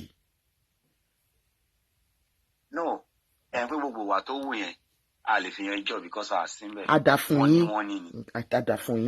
bọ̀ṣẹ́ eléyìí tó wù ní after tọkọ ẹ̀ kú ní after àti bàbá ẹ̀ gan kò ń ṣe òun nìkan kò ń ṣe Wunmi nìkan o àti bàbá ẹ̀ àti màmá ẹ̀ ìwà tí gbogbo wọn wù èmi mọ̀ pẹ̀lú ògo Ọlọ́run tí wọ́n anybody tó bá ti mọ̀ nípa ikú bọ̀bọ́ yẹn bí nǹkan tí bí obì ta pa lọ́jọ́ tí Mohbad kú wọn kì í pa obì kó padà para pọ̀ mọ́ bẹ́ẹ̀ni àti tó máa fokùn so kò dẹ̀ tí wọ́n ti fokùn so okùn yẹn máa já ni bẹ́ẹ̀ni sà láìpẹ́ láì jìnnà okùn ẹni oní gbogbo wọn máa já. láṣẹ Ìdùmarè tó bá yẹ pé anybody tó bá ti mọ̀ pa ẹ̀ láṣẹ àwa gan dúró lórí ìyẹn sà like we all want justice ṣe mọ̀ dádì Ọlọ́run ní bá dáadáa yín jẹ́ ẹ̀yin náà ní fojú sunkún ọmọ ìyàwó ẹ̀ ní fojú sunkún ọmọ láṣẹ Ìdùmarè gbogbo àwa táwa lórí láyìn náà ní fojú sunkún ọmọ ẹ jọ̀ọ́ sà ẹ jẹ́ ká kàn fi gbogbo ẹ̀ sọ́wọ́ Ọlọ́run like you have said it well yes sir then ṣe mọ̀ nǹkan tèmi láti government kò sí kẹ́yìn kẹ́fẹ́ ẹ má yẹ ká máa parọ́ fún àwa là ń gbé Nàìjíríà náà. Bẹ́ẹ̀ni sà. Kò sí justice mọ́ lórí ọ̀rọ̀ ikú Mohbad. Kò lè sí justice mọ́ kí lẹ́yìn fi feel bẹ́ẹ̀ torí àwọn alágbára tó bímọ fún yẹn kan ló máa jẹ́. Torí justice ẹyọ kan tó wà ẹ gbàgbé àwọn yẹn kò bímọ fẹ́ anybody. Kò bímọ olómọ tó bímọ fún ẹ. Àdá fún yín tí yóò ní bàjẹ́ ẹ ní sórí burúkú ẹ ní gbọ́mọ sí. Ẹ ṣàmì ẹ ṣàmì. Justice tó wà àmìmọ̀ ṣẹ́rí justice tó wà just only one justice tó wà kíní kan wà in life. Ẹ má máa gbàgbọ́ di sàfà pastor ọ̀dọ̀ ẹ má ní gbàgbọ́ àwọn ẹ̀ ọ́ ẹ kàn ní gbàgbọ́ ẹ̀yọ̀ kan lórí. Ká má ní gbàgbọ́ àwọn TB Joshua No, kò ń ṣe bí irú yẹn o mi ò sọ yẹn o TB Joshua is our man. Is a man. Okay. Hello sir, kí ni yín já o? Ó ń reconnect ni omi ò stop wọn o. Kí ni wọ́n reconnect ni èmi kọ́ mo stop wọn o. Anyways, ó dà pé network wọn ò dá ṣó ti yé yín network Nàìjíríà ni. Hello sir. Okay. Ẹni pé ẹ pariwo pé is our man. Ṣé ní nǹkan tí mo ṣe pé is our man? Tèmi sọ pé TB Joshua is our man. Èmi ò jẹ́ náà TB Joshua rí o. Bọ̀ èmi ti lọ sí street kan ní Kọ̀tún rí. Láti ìbẹ̀rẹ̀ street yẹn. Ṣé ń get me? Yes sir. Dé the end street yẹn. Yes sir. Synagogue ló ṣe. Mọ nǹkan táwọn àwọn ẹni ibi bó ṣe máa ń wùwà ni wọ́n máa ń lọ tó bá ti rí owó yẹn tó ń gba owó yìí tán wọ́n wá máa fi ṣe charity kí n rí wọn ní sà Ọlọ́run bá nìkan ló mẹ́ni tó ń sìn yín o mo rántí ìgbà tó kú o. ṣẹ́rí ẹni tó ṣe yẹn àtẹ̀ntẹ́ yẹn fi ipò ṣe dáadáa ẹ fi àwọn méjì lẹ̀ fọlọ́ Ọlọ́run ní ìdájọ́ yẹn bẹ́ẹ̀ dẹ̀ ni ó tọ́ dẹ̀ ni. ṣẹ́rẹ́ntẹ́ yìí sọ pé ó ṣe dáadáa lójú ti yín yẹn tí ò gbowó tá à ń sọ ẹ̀ táṣírí òtún tó kú tó lọ tẹ́ ẹ̀ gbọ́n kankan nípa ẹ̀ tí gbogbo méjì ń pariwo ẹ̀ up to today ṣẹ́yìn mọ position tó wà wájú Ọlọ́run. Irú eléyìí náà sì kó tó lọ yẹn gan gbogbo wa ṣà ń kígbe Joseph isawa man àbí kí ló kọ wọn kí ló kọ wọn sà. Joshua is your man o Joshua is your man but at the end of the day ẹ rí àṣírí but Ọlọ́run nìkan ló mọ ẹni tó sùn ẹ ká padà sí ẹ ká padà.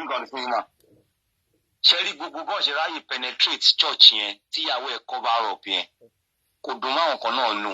Ẹ bá wo nǹkan ní one side ní another side. Ẹjọ́ ọjọ́ wo ni BBC ọjọ́ wo náà di court of appeal of the whole of Africa. No wọ́n sọ wọ́n ṣe investigation yẹn ti wà hàn ti pẹ́ ọmọ bíbí inú Joshua gangan ló gbé kéèsì yẹn lọ bóyá ẹ̀ wò ó ni ẹ mọ̀ kan ẹ jẹ́ ká sọ yẹn lọ́la màá fẹ́ yín lórí program mi máa store number yín mo fẹ́. Honestly, sir, we can talk about it tomorrow.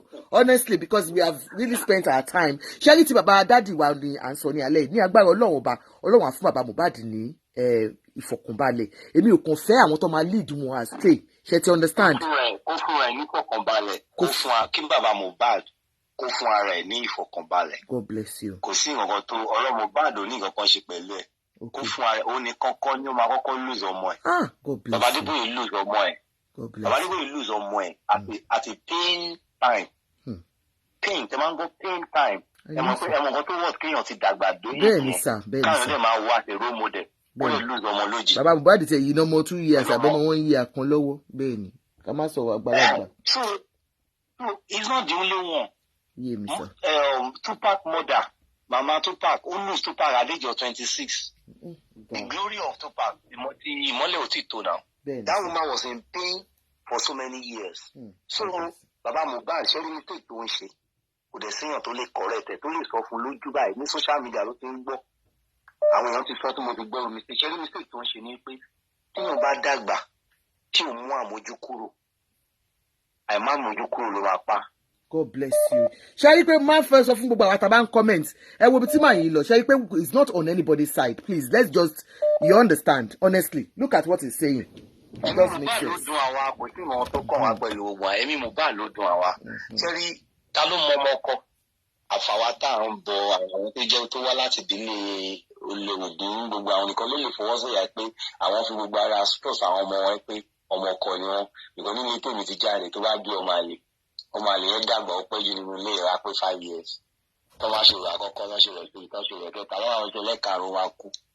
All right ẹ ṣé gan dádì ẹ ṣé gan ni God bless you mo really appreciate pé wá sórí program wa God bless you Ọlọ́run á fún wa ní justice that deserve God bless you sir. All right sir. Hello. Hello sis mi ẹ kálẹ́ mà. Ẹ Kale Kwetu. Yes, ma'am. It is well. Yes, ma'am. Sherry Ashima, kò sí ẹni tí kò ń ṣe pé bàbá Mohbad kò wá fọkànbalẹ̀ fúnra ẹ̀. Kò ń ṣe pé ó ń wá fọkànbalẹ̀ fúnra ẹ̀. Ó dẹ̀ ti tẹ ọká nírú nsìn níbi tó lọ gbàdé yìí. I am not supporting Wunmi o.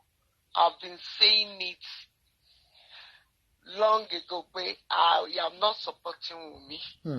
And I am not on Iya Mohbad's side. The only thing ni wípé tí wọ́n bá ṣèwádìí bàbá Mohbad dáadáa sẹ́, mo lè fọwọ́ sọ̀yà fóun kọ́ ló bí Mohbad. Òun ṣe ó ti ń jowú ọmọ yẹn fúnra ara ẹ̀ kọ́ ọmọ yẹn tó kú tọ́mọ yẹn ò mọ̀. Òun ló kọ lórin ìgbà tí fèmọ ọmọ ẹ̀ jáde bíi pé kó jóun lòun ní fèmù yẹn ni. Bẹ́ẹ̀ ló ti gbàgbé wípé kò ń ṣejọ́ tí èèyàn bá gbin ìrókò ló máa ń ga. Ìrókò máa kọ́kọ́ ta ẹ̀ka kó tó di pé ó máa wá gùn. Tí wọ́n bá mú ọmọkùnrin yẹn, mi ò ní kọ́ máa mú Wùnmí náà, kọ́ àrẹ́sì wọn àti Wùnmí. Kọ́ fi wọ́n separately, kọ́ interrogate wọn. Ọ̀rọ̀ á jáde. Ṣé rí ibi tó ti wá lọ fẹnu kọ nísìn? Rí. Wọ́n máa sú òun gangan fúnra rẹ̀. Tó bá di pé àwọn Fálànà wá fúnra ra wọn sú òun fúnra rẹ̀. Ọ̀rọ̀ wípé àwọn jọ jẹ́ ọmọ ìlú kankan ò ṣẹlẹ̀ nínú eléyìí. Because tó bá lè náyà kó gbójú bọ́ síta, ìwọ of all people láti wá pé Fálànà wípé ó fẹ́ pa ẹ́, òun àti Wùnmí fẹ́ pa ẹ́. Ó jáde wá sọ yẹn fún èèwọ̀ Falana, Femi Falana. Wípé ó fẹ́ pa ẹ́. Àwọn tó dẹ̀ ń tẹ̀lé ẹ lẹ́yìn tí wọ́n ń kí ẹ lẹ́yìn pé ẹ lọ sọ̀rọ̀ kí Falana ṣáà má ṣe lọ́ọ̀yà ẹ̀, kí Falana drop kéèsì ẹ̀.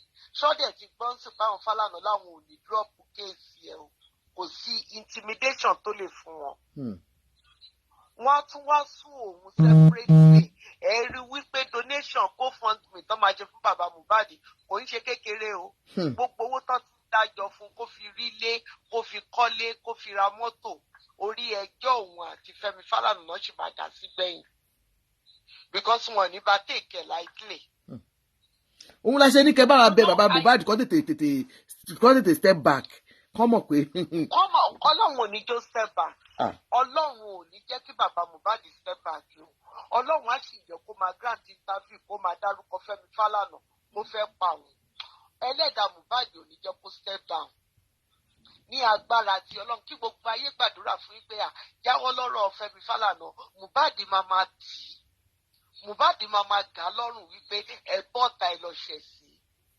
Kò tí ì mọ̀ wípé ọmọ òun gangan ló dojú ogun tòun o. Kò mọ̀ pé Mohbad ló dojú ogun tòun. Nítorí ó ti ń ṣìṣe báyìí, ó dẹ̀ ti dé ojú ẹ̀. Ìwọ tó ń wá dájọ́ fún ọmọ ẹ̀ láàárín 4 hours tọmọ kú, ó ti ní kó lọ bò mọ́lẹ̀, kó lọ sí. Ẹni tó bẹ́ẹ̀ sọ̀rọ̀ lọ́jọ́ kìíní ọ̀rẹ́ bọ̀bọ́ yẹn, tó bẹ́ẹ̀ sọ̀rọ̀ pé ẹ jẹ́ káwọn ṣe autopsy, ó láálí ẹ̀ ni. Ó ti gbé jáde wípé yẹn náà pẹ̀lú àwọn tó bá Wùnmí sùn. Autopsy náà ló wá ń kígbe wípé tí o tún wá sọ pé tí wọn bá ṣe DNA wọn ò ní sí Mohbad kán má sìn. Ṣé báwọn tán dẹ̀ jẹ́ ọ̀mọ̀wé tán mọ̀ nípa òfin káàkiri àgbáyé náà sọ fún pé the only person tó lè sọ pé òun fẹ́ DNA ni bàbá ọmọ tó bí ọmọ ló lè lóun fẹ́ DNA. Ọ̀rọ̀ DNA kan ló pa Mohbad. Ọ̀rọ̀ DNA ò dẹ̀ jáde nígbà tí Mohbad ṣẹ̀ṣẹ̀ kú. Kò dẹ̀ òun fúnra rẹ̀ dẹ̀ jáde kò sọ fún wa wípé Mohbad sọ fún òun wípé kéèsì tẹ́nì ti bá ṣe mí o, ẹ ṣe DNA lórí ọmọ yìí o. Fúnra rẹ̀ ló sọ wípé o mọ̀ pọ́ ọmọ ẹ ló ní ọmọ. Àbí bàbá yìí gbà gbogbo nǹkan tó máa ń sọ ṣá, òun lèmi ṣe ló ní psychiatric problem.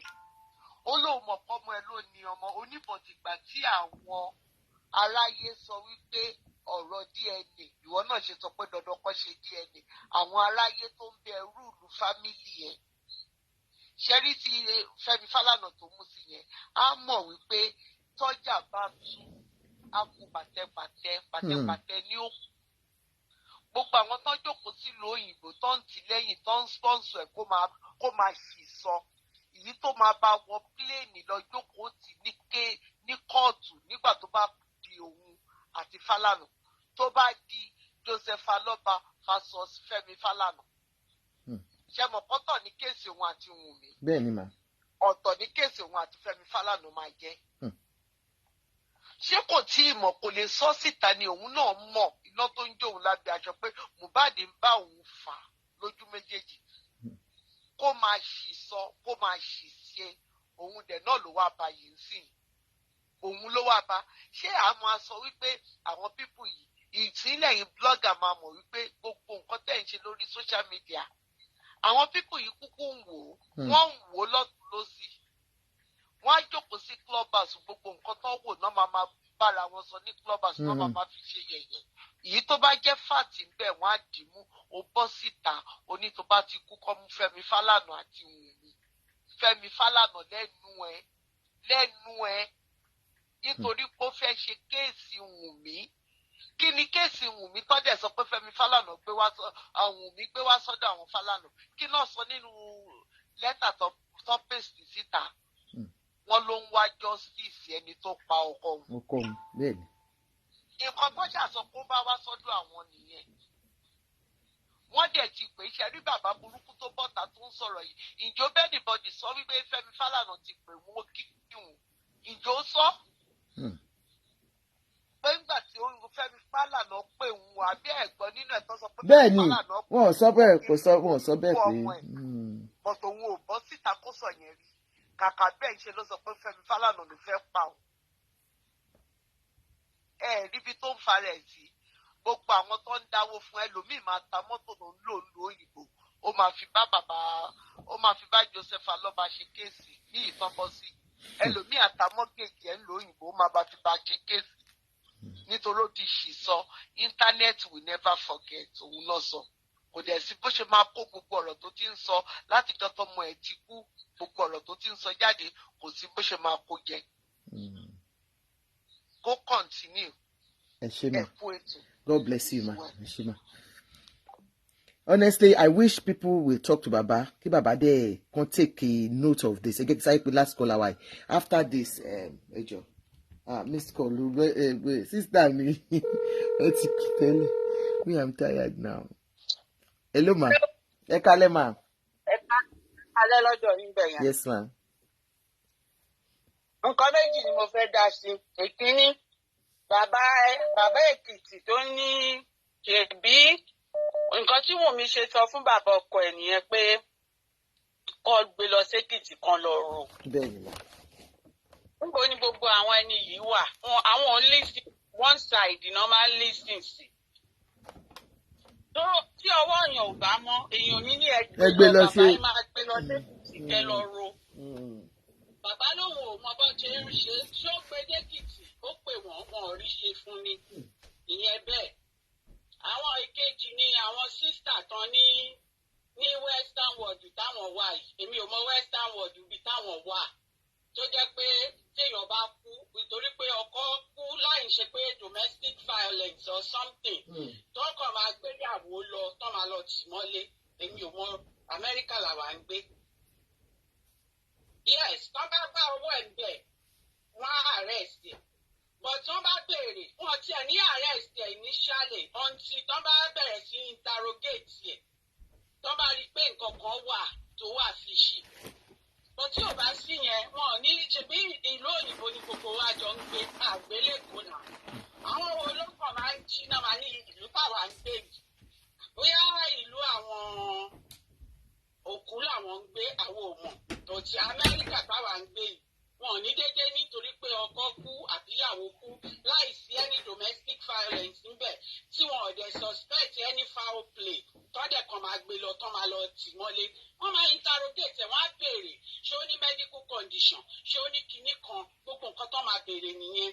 Tán bá dẹ̀ fi mú filẹ̀ tán rí pé kò sí nǹkan kan wọn ò ní mú kúrò mú fanish nínú ilé ẹ̀ náà. So gbogbo àwọn tó máa ń pè ẹjọ́ ẹ jẹ́ ká máa forí pípé sọ̀rọ̀ bẹ́yìn ṣe ń gbé ìlú òyìnbó làwọn kan náà ń gbé ìlú òyìnbó. Ẹ máa take side ẹ ní ẹnìkan take side ẹ̀yin náà take side. So gbogbo wa la bímọ o. Ẹ ṣé gan ma, God bless you. Ká rántí o pé ohun tá a bá ṣe fún ọmọ ọlọ́mọ wọ́n máa ṣe fún ọmọ tiwa náà. Ìyẹn ti mọ́. Ẹ ṣé gan ma, God bless you ma, thank you ma, God bless you ma. Ẹ̀yin tèmi, ẹ jẹ́ kí sáré my last caller yìí, let me just call her back because she's tried to call back. She's a lawyer, she's got law background, she will tell us and then we can end it. Hello ma. Hello ma. Yeah, good evening ma. I just wanted to correct good evening ma. I just wanted to correct something that the second to the last woman said, that it is Baba Mohbad that taught Mohbad how to sing. I don't think that is correct because I saw an interview that Mohbad did him. Yeah.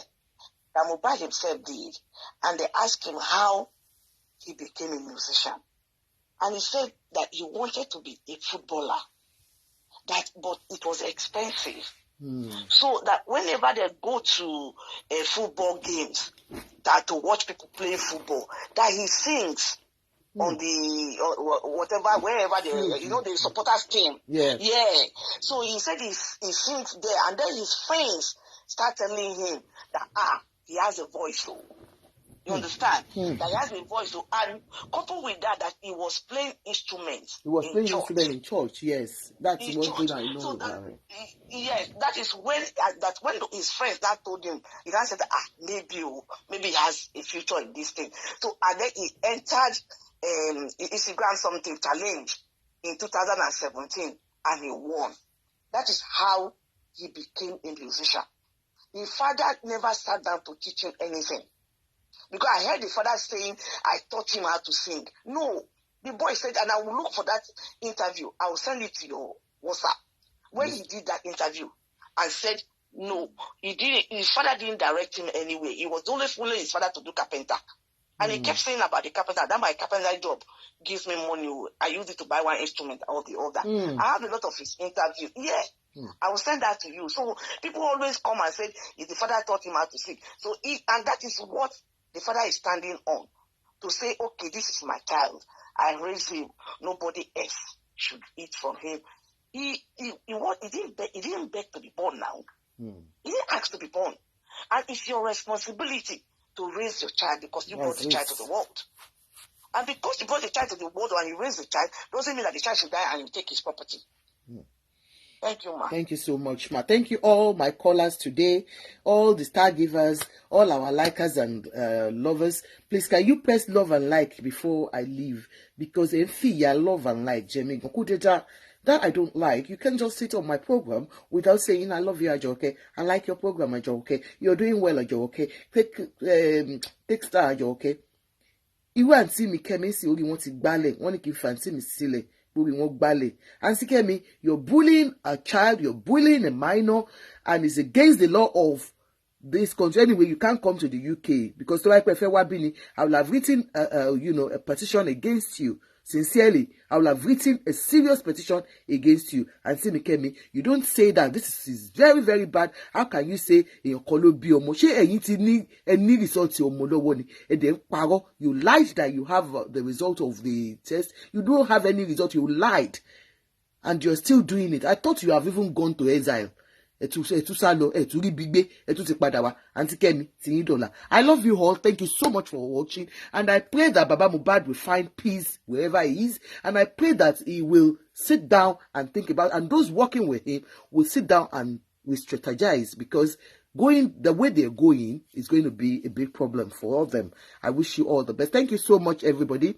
I will be streaming them from TikTok, because I know all TikTok tonight will be best, So I will stream them from TikTok on our other platforms. I love you. I appreciate every one of you. All of you that you're going to be watching, after watching, I love